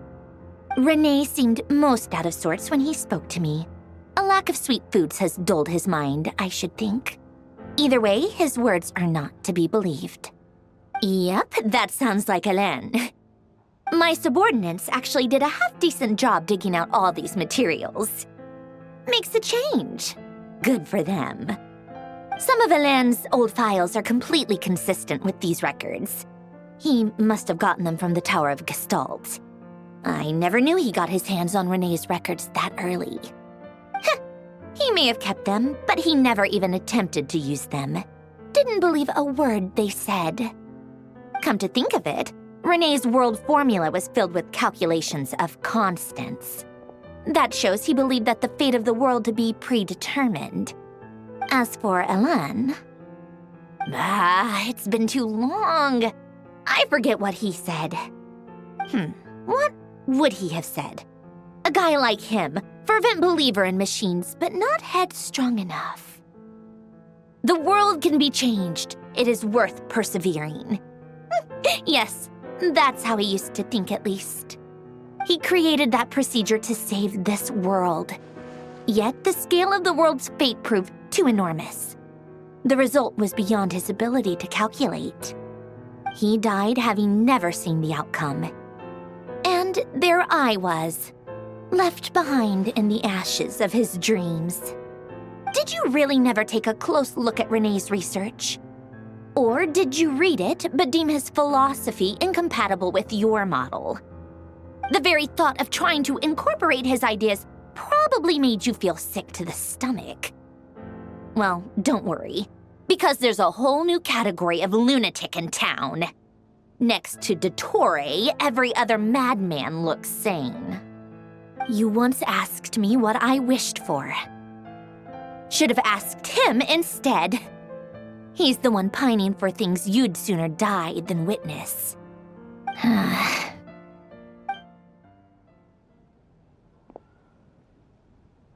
Even the tiniest variable can make big waves in the present. Now then, allow me to put these incompatible fragments together in your stead. First, establish and verify the existence of the Great Circle.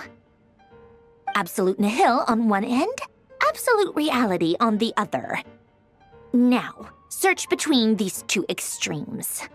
Then, the construction criteria. Variables.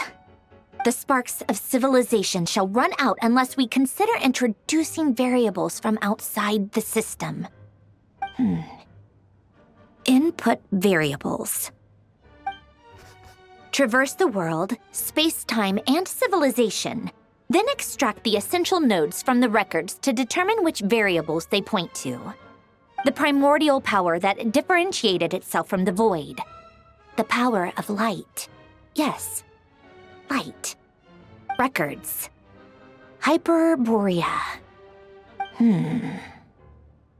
This is horrendously complicated. After all that, I'm still missing a few variables. I need to think this through again. How do you think it looks, Polonia?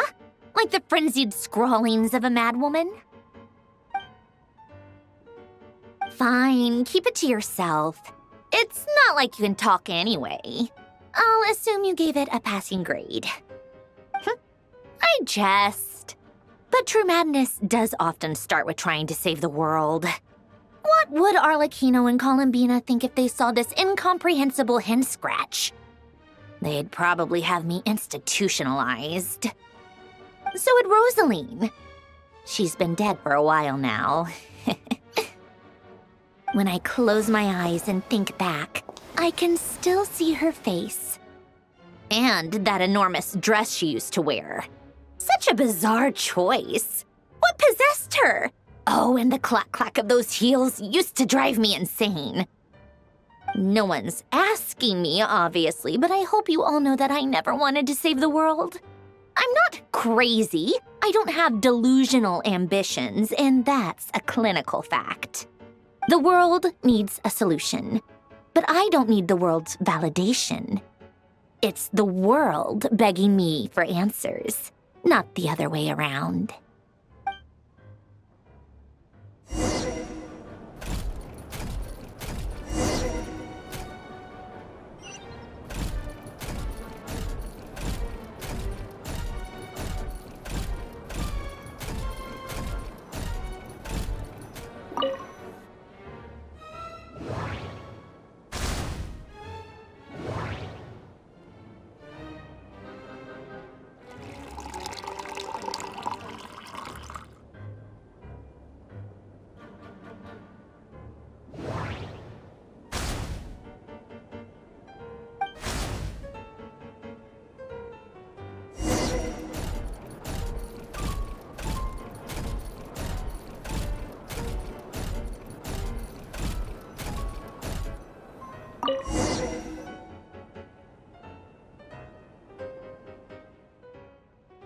Oh, cookies to go with the tea.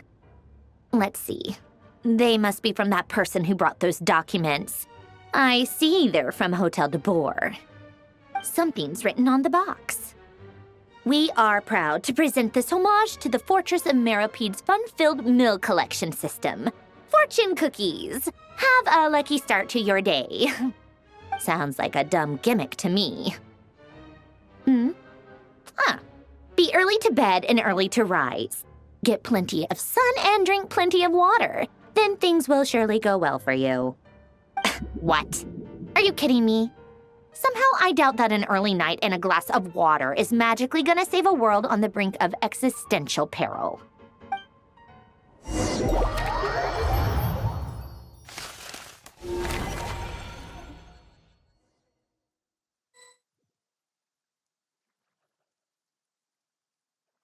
Lady Arlecchino, word has reached us that Lady Marionette's troops are all in position. They are ready to act as soon as the order is given. Excellent. The only thing is, they are fewer in number than we expected. It looks like many of them must have lost their lives at the hand of the monsters released by the Doctor. Can't be helped. Allow them to join our ranks and keep in contact. As you wish.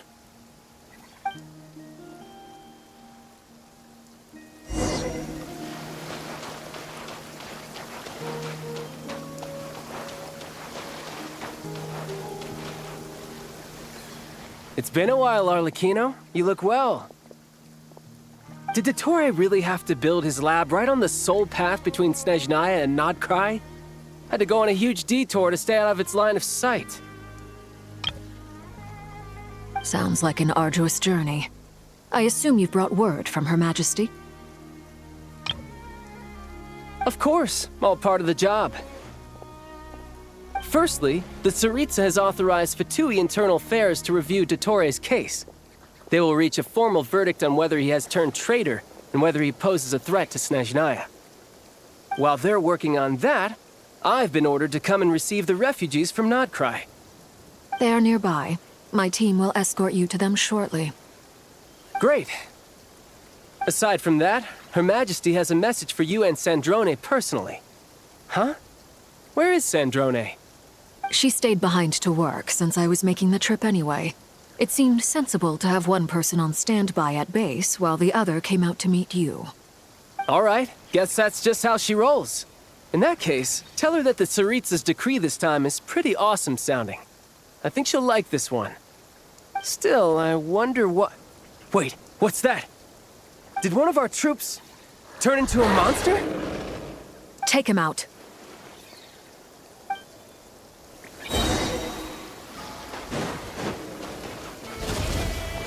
Laid bare.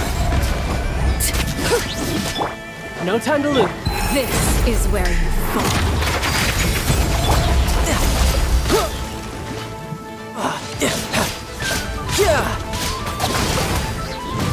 Brace yourself. This is gonna hurt.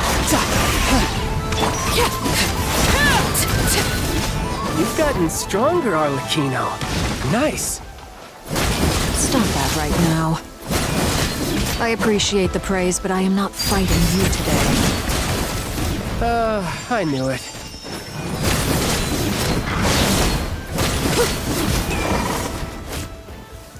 I can't believe it.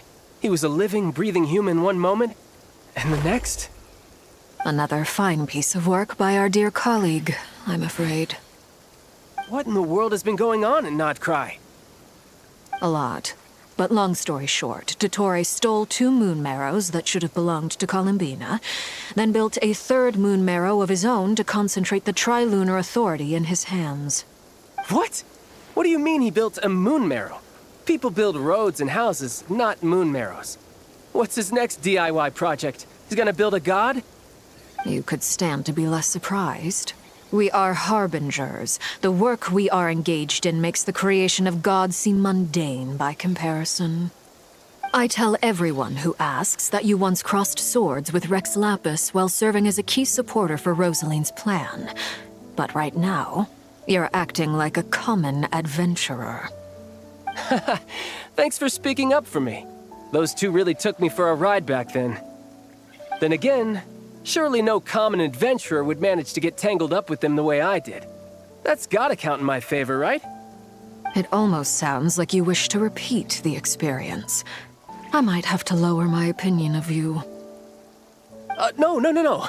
I'll stop talking. Please, go on.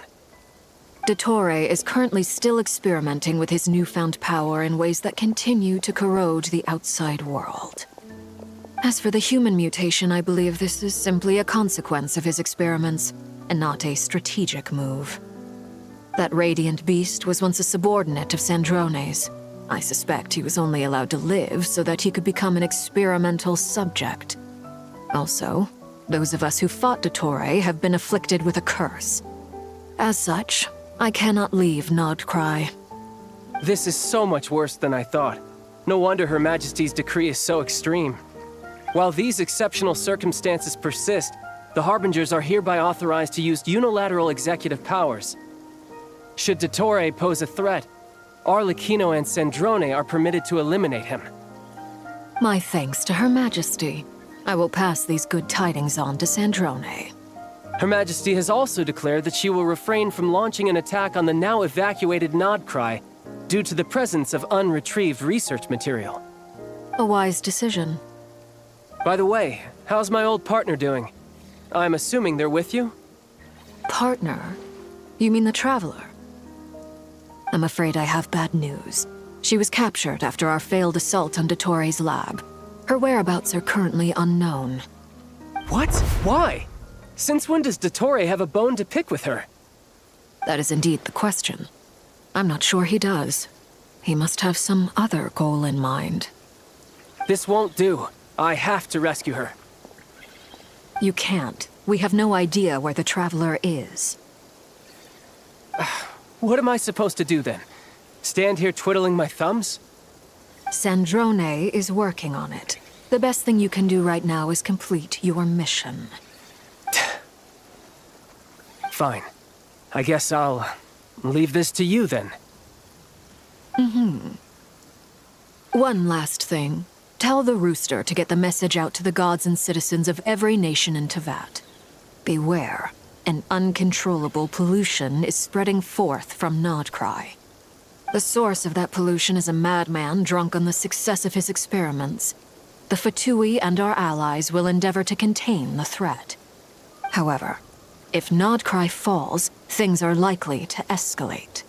Considering Dottore is one of our own, all Fatui stationed in Nodcry consider it our duty to stay and fight him to the bitter end. Whatever the cost. Hey, don't be too pessimistic. If it comes to it, I'm sure Her Majesty won't stand by and do nothing. I hope you're right.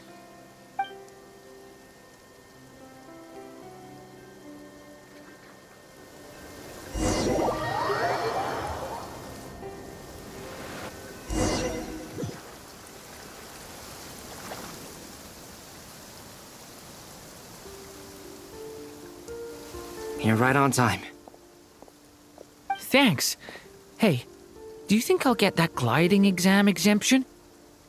I made sure I was on my best behavior in Mondstadt. I landed well outside the city and walked in through the gates. I'll help you apply, don't worry. For now, let's see what we have here. What are the doctor's energy fields even made from? The usual attract and repel principles that govern Kuvaki don't seem to apply to them. They are very mysterious, but ultimately, they appear to be comprised of energies from the 3 realms.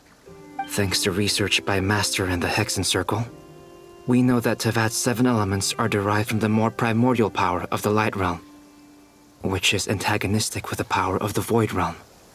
Since you have the power of the Dragon Durin within you, I'm sure you can already tell that this energy field contains no abyssal energy. That's true.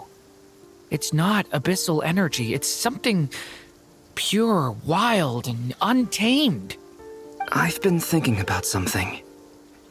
Do you still remember the device that Dory supplied from the Academia when you and Miss Columbina fought Rarier? That was one of the most marvelous feats of ingenuity I've ever seen. The design, the craftsmanship, the material selection. I couldn't fault any of it. Not to mention the operating principles. Surely the most ingenious feature of all. Dory didn't go into detail on how it functions, but I have a working theory. The clue was that Miss Columbina was somehow able to use the pyro energy that you provided, despite the fact that, as a moon goddess, she should only be able to use light realm energy in principle. Now, all elemental energy is, of course, derived from light realm energy to begin with. Hence, I suspect that the device works by restoring elemental energy to its original state. This presumes a theoretical model of the 7 elements akin to that of light refracted through a prism. Perhaps it is no mere analogy. Maybe there is indeed a prism in this model. I almost wonder if the idea for the device was conceived based on direct observations of said prism. It would explain how such an ironclad design concept was achieved. It is at once a masterwork of engineering and a groundbreaking application of the Academia's latest elemental theories. I suspect only Lesser Lord Kusanali herself could have devised such an ambitious technology. But back to the energy field before us. If this is pure light realm energy, its relation to elemental energy is one of integration versus division. Or you could say that the former contains the latter. Could this mean that elemental energy can dilute the power of the light realm? Should we give it a try? We should.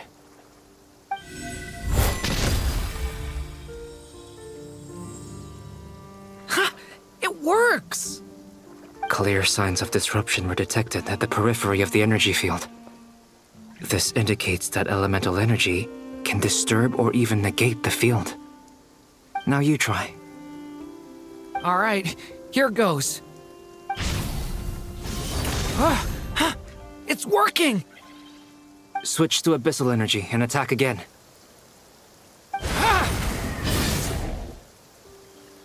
No surprises there. Abyssal power drains the energy field to a significantly greater extent. I now feel confident in asserting that the energy field is indeed pure light realm energy, and that elemental energy can dilute it. But the energy field is huge. How much elemental energy will it take to neutralize it? We don't have to neutralize it completely. We can try other approaches. That's all for theory. Would you like to continue watching? So you knew I was here. Huh? When did you get here? A while ago. But Albedo sounded like he was working on his thesis defense back there. Back in Sumeru. You can end a person's whole career by interrupting them mid-speech. Very thoughtful of you. I'm truly touched. Could I ask you to lend me a hand? With what? A little test. Try using Anima to unleash a concentrated assault with circular blades, with the goal of breaking through at a singular point.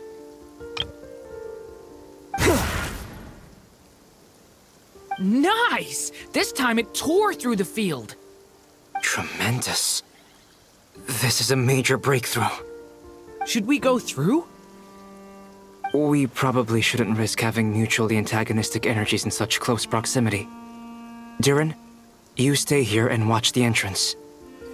Hat Guy and I will go in to investigate. Sounds sensible to me. Keep your eyes peeled, Durin. Don't worry, I got this. You two be careful in there. Just give me the signal if you need help, and I'll dive right in. What do you mean, signal? It's based on a new alchemical concoction I developed last month. When 2 bottles of it are smashed on the ground together, they emit a blinding burst of light. If it comes to that, remember to shield your eyes with your hat. Glad I asked. Thanks for the heads up.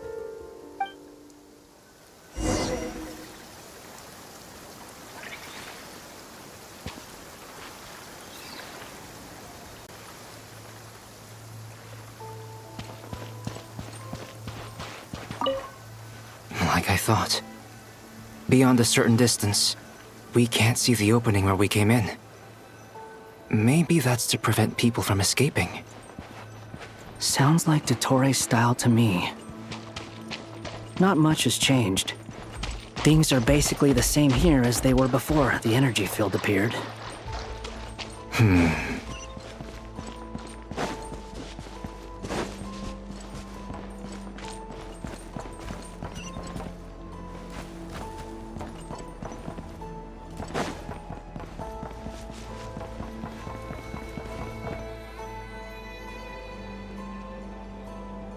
They have no heartbeat and they're not breathing.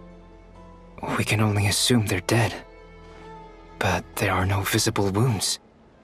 Also, there's an animal squatting next to each body.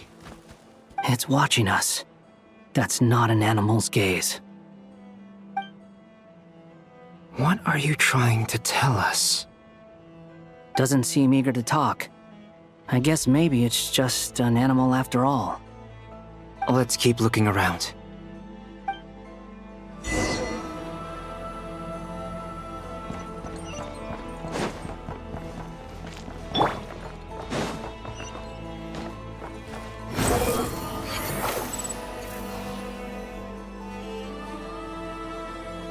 Same situation everywhere. Not a living soul in sight. Just countless bodies with animals standing watch over them. Well, I think we can safely rule out the possibility that they're all pets. Is skirting around the topic your way of showing consideration for other people's feelings? Just being cautious. I don't doubt that you can handle the truth.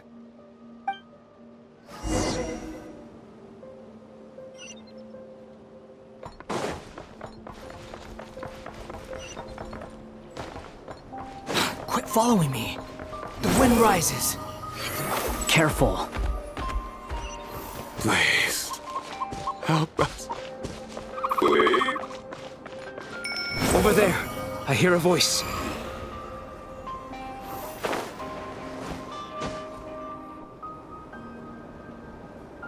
Please.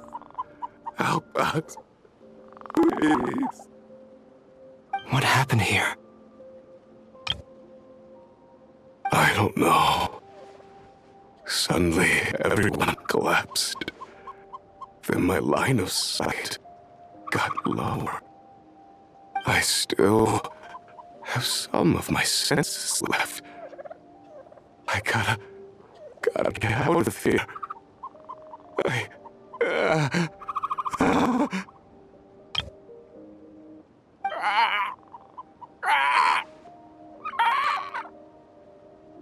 It looks like there's a huge experiment going on inside this energy field. Maybe each energy field is its own giant experiment. Vile. He's swapping human minds with those of animals. Even without the other circumstances, this would be an extremely radical experiment. Those people may have lost their sense of selves, but they are not fully animals either. If they were, they would have left. But instead, their instincts are driving them to remain by their dead bodies. We should go. No sense in sticking around here longer than we need to. Agreed.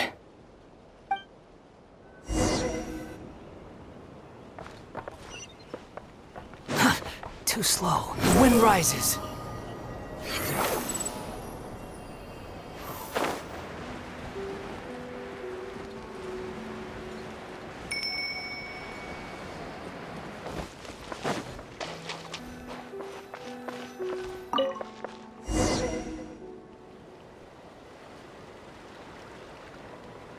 You're back!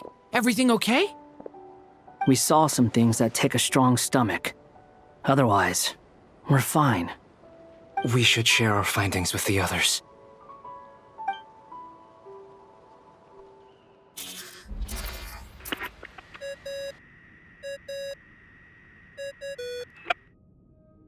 Yes? Who is it? Miss Nefer, it's me, Albedo. We found a way to break through the energy fields. With enough control, it's possible to tear them open using elemental energy. Also, we managed to take a look inside. Dottore is carrying out his cruel experiments on an immense scale. Any residents who have failed to evacuate in time will likely meet a grisly end. Sounds like he's living down to our expectations. Might I ask how things are proceeding on your end? I'm just about to get started. I'll be in touch once I have a result. Understood. Stay safe. I will.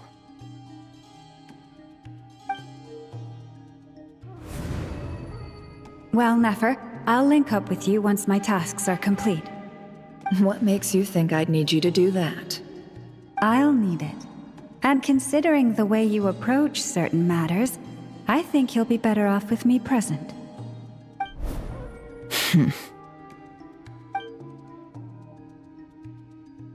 Let's begin. Entering simulation mode.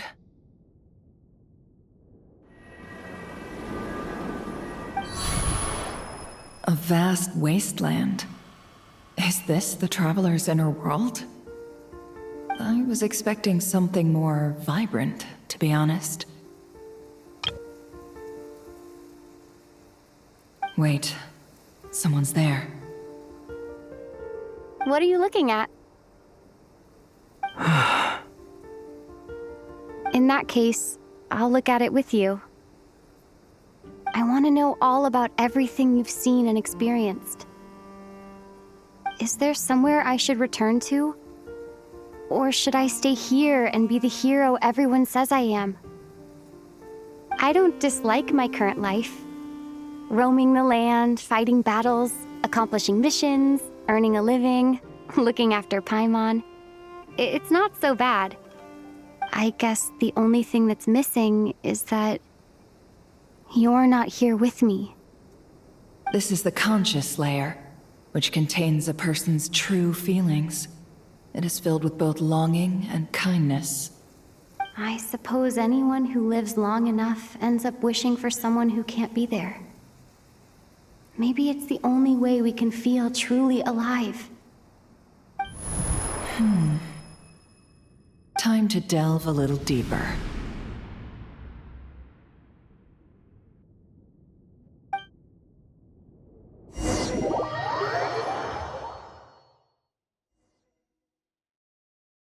Nasha Town is hardly the optimal choice for a place to live, but it has character and a reasonable population density. What are you trying to say?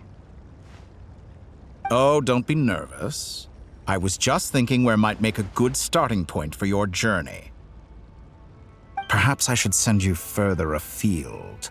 Conria, perhaps. Conria ceased to exist long ago. Once again, you fail to understand the possibilities that the Tri-Lune creates. Anything that has existed in the past, I can now recreate. You simply do not wish to see that happen. That might be because you miss your sibling and fear getting answers that you are not ready to learn. But this is not for me to judge.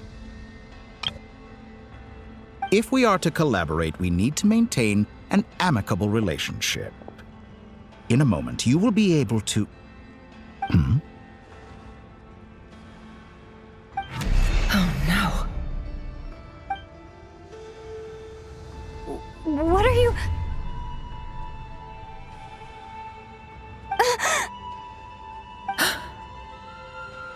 What are you gonna do? Don't move. Something unwanted has crept into... Oh? Gone as quickly as it came.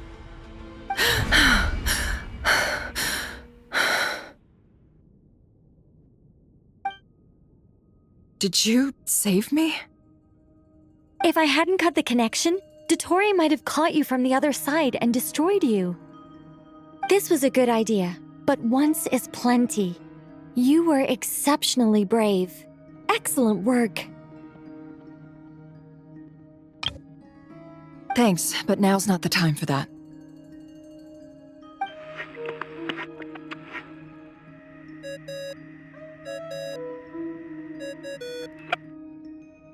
Albedo speaking. I think I know where she is. What is this endless darkness? I can't see anything, even though my eyes are wide open. But why? What happened?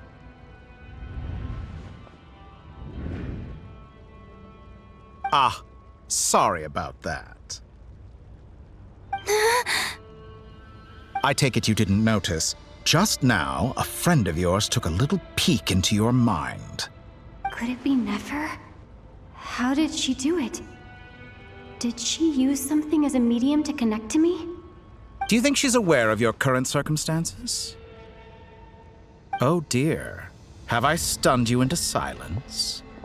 I only wanted to slow down your time a little so I could stop your intruder in her tracks. It would have been nice to capture the spy. I must say, I'm finding the ability to adjust the flow of time rather intriguing. The moment you closed your eyes, time seemed to grow impossibly viscous, didn't it? A whole month passed before you opened your eyes again, but only for you. No one else was affected. I dare say this is something only a god can achieve. Point taken. You've proven once again that you have god-tier powers. Oh, you misunderstand. This wasn't about proving a point. I was testing things out. I find I learn best by doing, and I have to admit, time is not the easiest dimension to control. I only wanted to make you sleep for a short while, but it ended up lasting a whole month. Clearly some finesse is required to wield the authority over time as I wish. I hope you're not angry with me. It was only a month's discrepancy, nothing too serious. Had I been off by a year, a decade, or even a century, that would have been quite a different story. You could have frozen me for millions of years. So much for collaboration. You aren't showing much sincerity. Millions of years? To what end? I wonder if you don't understand humans all that well. They are very pragmatic creatures who understand only that which they can perceive with their senses. If I had you sit here for a week, I imagine people might sympathize. But if I left you here for 100, 1,000, or 10,000 years, the sheer size of that number would cause it to lose all meaning to them. They would not have the capacity to comprehend your suffering, and thus they could not empathize. Unfortunately, while gods do exist in Tevat, it is ordinary humans that account for most of the population. Their lifespans are so limited, their bodies so fragile. Did you ever really hope that they could begin to understand someone like you? Your long life and unique origins make you fundamentally different from them. How long will it be before they start to treat you like the alien you are? Before you are ostracized, outcast? Alien. Even I feel bad for you sometimes. This world has made you into a slave. So many times you have served its will, and not once have the powers that be ever thought to grant you the one simple thing you wish for. You have been treated most unfairly. I can change that. I will grant you special privileges and give you back the status you rightly deserve as a descender.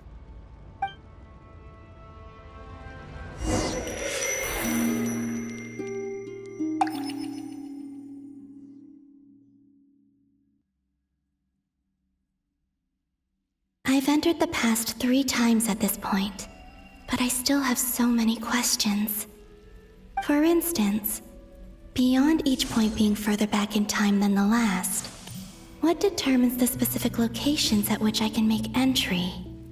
So far, the common thread linking all 3 scenarios is that the Traveler has been present. But it's more than that. I know I sensed something familiar around her. What was it? I'll keep this question in mind as I carry on.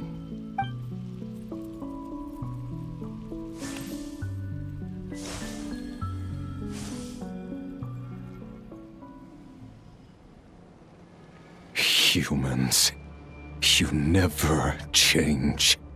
Always trying to use powers you neither comprehend nor control.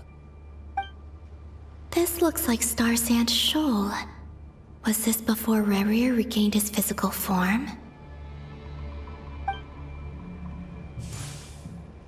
You've messed with the cannon again, huh? Sorry, but this round's not gonna go your way. The cannon. That's right. I was at Silvermoon Hall and I sensed an abnormal Kuvaki fluctuation coming from Nasha Town. And right after that, came an ominous power emanating from Star Sand Shoal. My body was once torn into countless pieces and hurled into the swirling chaos of time itself. But even so, my life and will were not extinguished. I wonder if I could try to prevent his resurrection. But how would I do it? What can I do, here and now? Traveler! Behind you! Look at that light! No, I won't make it in time. She's using the Kuvaki shield like I taught her. Is she gonna use it to block the cannon's beam? She's strong. I'm sure she can manage. But the force released when the beam impacts the shield might lead to collateral damage. EC Island. The Frost Moon Scions will be exposed to lethal levels of Kuvaki. A question, if I may. Kind Miss Columbina. When the cannon's Kuvaki beam was deflected earlier, I saw several bolts of energy streak toward Hisi Island, only to be blocked. Did you also have a hand in that? Maybe that really was me after all. Well, future me. But I don't know if I have enough power left. Sigi sato pasa sax, niti ipotuftos. There's no time. Osestikos paratin tiram to risuiku, to pir to aithion feraton. I have to make it. Oh, Frost Moon. Oh, great land. Oh, slumbering moonlight of Nodcry. If you can hear me, if you can sense my call, then please, heed me once more!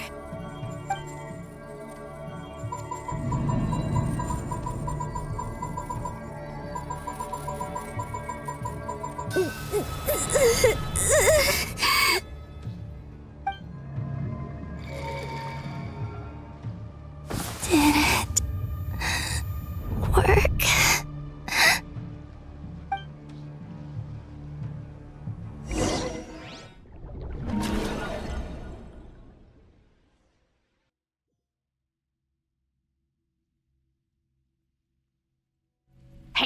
wake up. Hey, did you hear me? Columbina, I said wake up, now!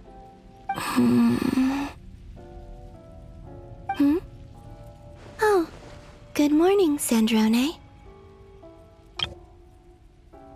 It's 3 in the afternoon, actually. And could you kindly not use my quarters as your personal nap room next time? Aw, but I feel so safe here.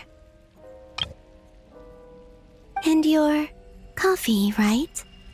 It's so bitter, but it smells lovely. It's like you were raised by wolves in a forest or something. What did you drink growing up? Grass tea? The Frost Moon Scions certainly led a more frugal existence than the Fatui. Then I'll bet you've never eaten one of these before. It smells delicious. That's because it's a Fontanian recipe. I had a little free time today, so I made a batch. Rosaline will be here shortly, but if you really can't wait, I guess you can go ahead and... Hey, at least let me finish before you start eating! Did the Frost Moon Scions not teach you basic table manners? Or did the rules not apply to you because you're the high and mighty moon goddess? These are so tasty.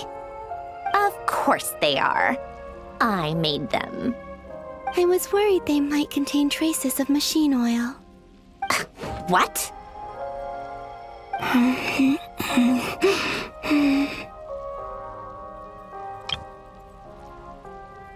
You know, there's something I've always wanted to ask you. Why did you leave your old home and join the Fatui? I mean, I'm sure their food was awful. But there's gotta be more to it than that. Well, life there didn't go quite how I imagined. What were you expecting? You're a god. Your followers are gonna make some demands of you, right? Surely you can just answer a few prayers here and there in return for the free food and drink.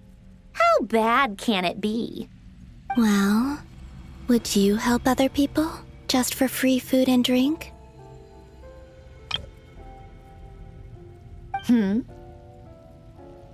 The doctor told me that you were created by a great mechanic, Lord something Fisher. The Lord Artificer. Ugh, some people can't keep their mouths shut. Oh, Lord Artificer. And didn't he have something to do with the, narcissist? Narcissenkreuz Ordo. Yes, that was it. Narcissenkreuz Ordo. So, would you try to fulfill their wishes? You must be joking. I wouldn't go even if they paid me. I don't even know them. Exactly. Well, I felt the same way. I did not know the people who made demands of me. What do you know? We're on the same page for once. In his later years, Alan did ask me if there was anything I wanted to do. If I had any wishes of my own. Well, I don't. And I'm not in any mood to fulfill someone else's either. Who's Alain? He was the... You know what? Never mind. You're not gonna remember. Anyway, the point I'm trying to make is, neither of us is the self-sacrificing type. Let me ask you this. What sort of place would you like to live in, if you could choose? A place where people don't ask me for things I cannot give them. Where they don't worship me, or fear me, but just want to chat with me like a normal person. I'd also like the freedom to come and go as I please. And ideally, it would be somewhere with the smell of coffee and snacks. Not to burst your bubble, but no such place exists in the world. Now, take your snacks and scram.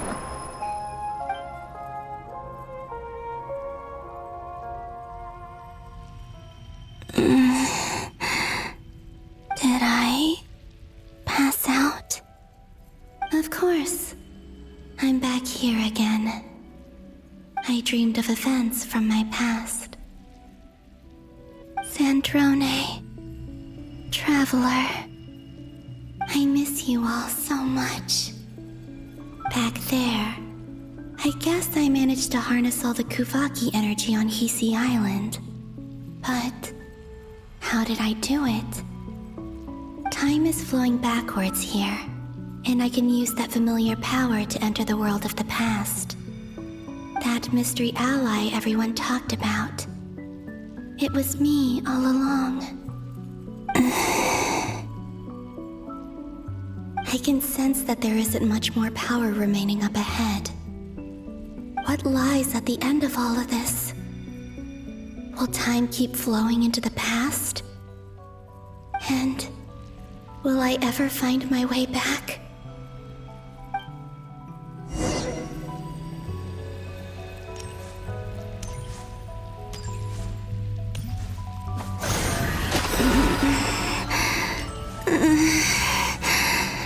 It's getting harder and harder to use my power.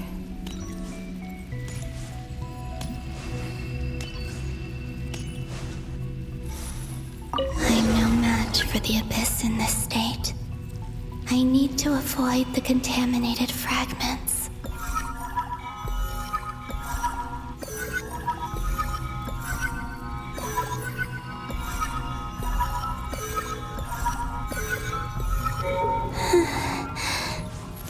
Time to go. I wonder where I'll find myself this time.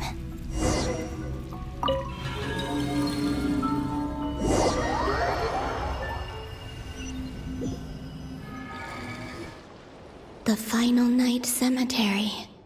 This is where Flint's is based. Or not! How are we supposed to read through this many files?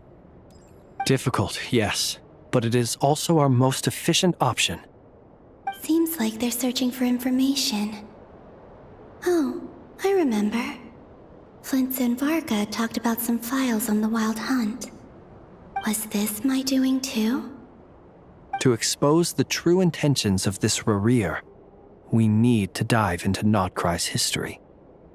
Are my actions changing the past? Or are they simply completing a process? Is all of this inevitable? Or am I the one making these decisions? If I choose not to help them now, will it change how things turn out? Hope we don't land on our heads then. They're my friends. I can't not help them.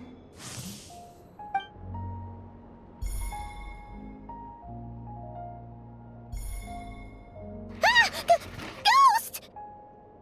And the other one was... here.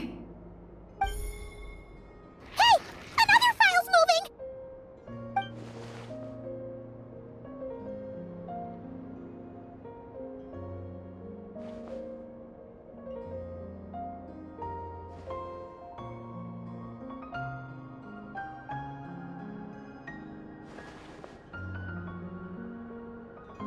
That should do it. Hmm? Luanatar? You can sense my presence? Wait!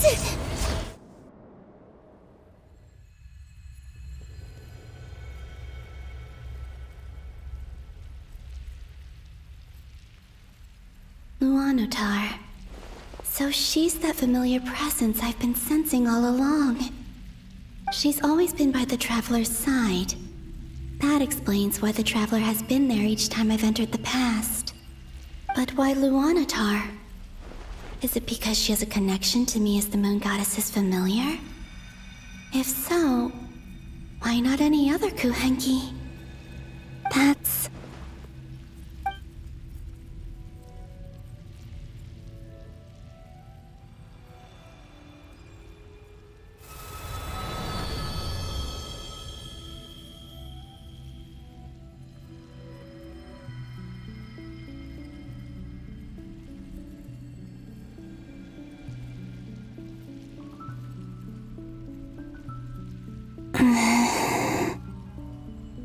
I cannot sense any power up ahead.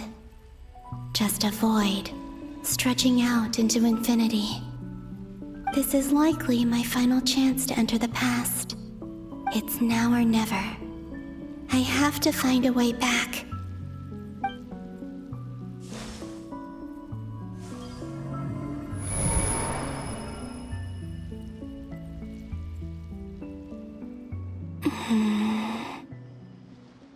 Easy Island? How far back in time is this? Where's Luanatar? I can't sense her presence this time. Oh, seeing Enefa and Aino reunited like that sure was heartwarming. Traveler, Paimon. No, stay calm. I don't have much power left to change things. I don't even have that much time left here. Think, Columbina. How do I find a way back? A way back... to where? Do I go back to Moon Prayer Night?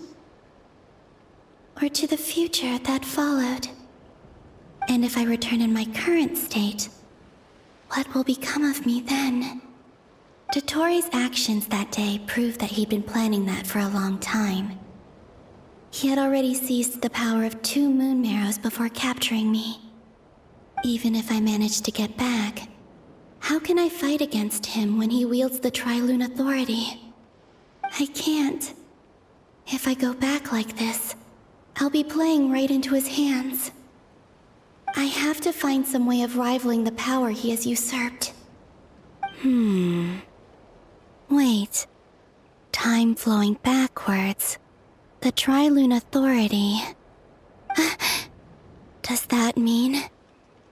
I think I know what the final destination of this lunar reflection might be. I know what I must do. Speaking of homes, we must already be close to where the Frost Moon Scions live. The vibe here feels different, just like the scenery. But how do I communicate my plan to my friends?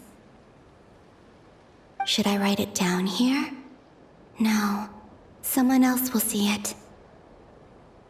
I need something with a close connection to me.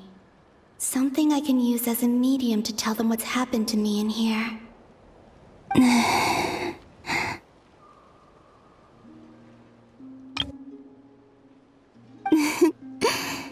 Now it makes sense.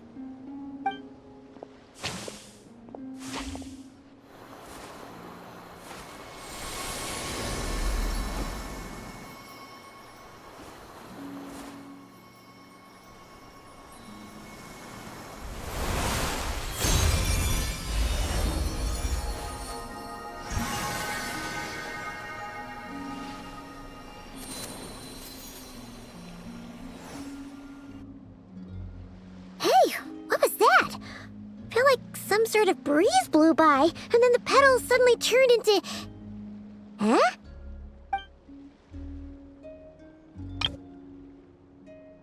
It was I who brought Luanatar into being. I gave up a piece of my own soul to create her. That's why I could sense a familiar power from the moment I entered this space. It also explains why she's been present in every past location that I've entered. Because we have a deep connection. Hey there! What's your name? And the reason why there are no more gates to the past after this point is that Luanatar hadn't been born then. No wonder I sensed the trace of a blessing when we first met. But I still didn't recognize the soul hidden within you. Back then, I was just a little lost dove. I had yet to become Columbina Hyposelenia. Go on.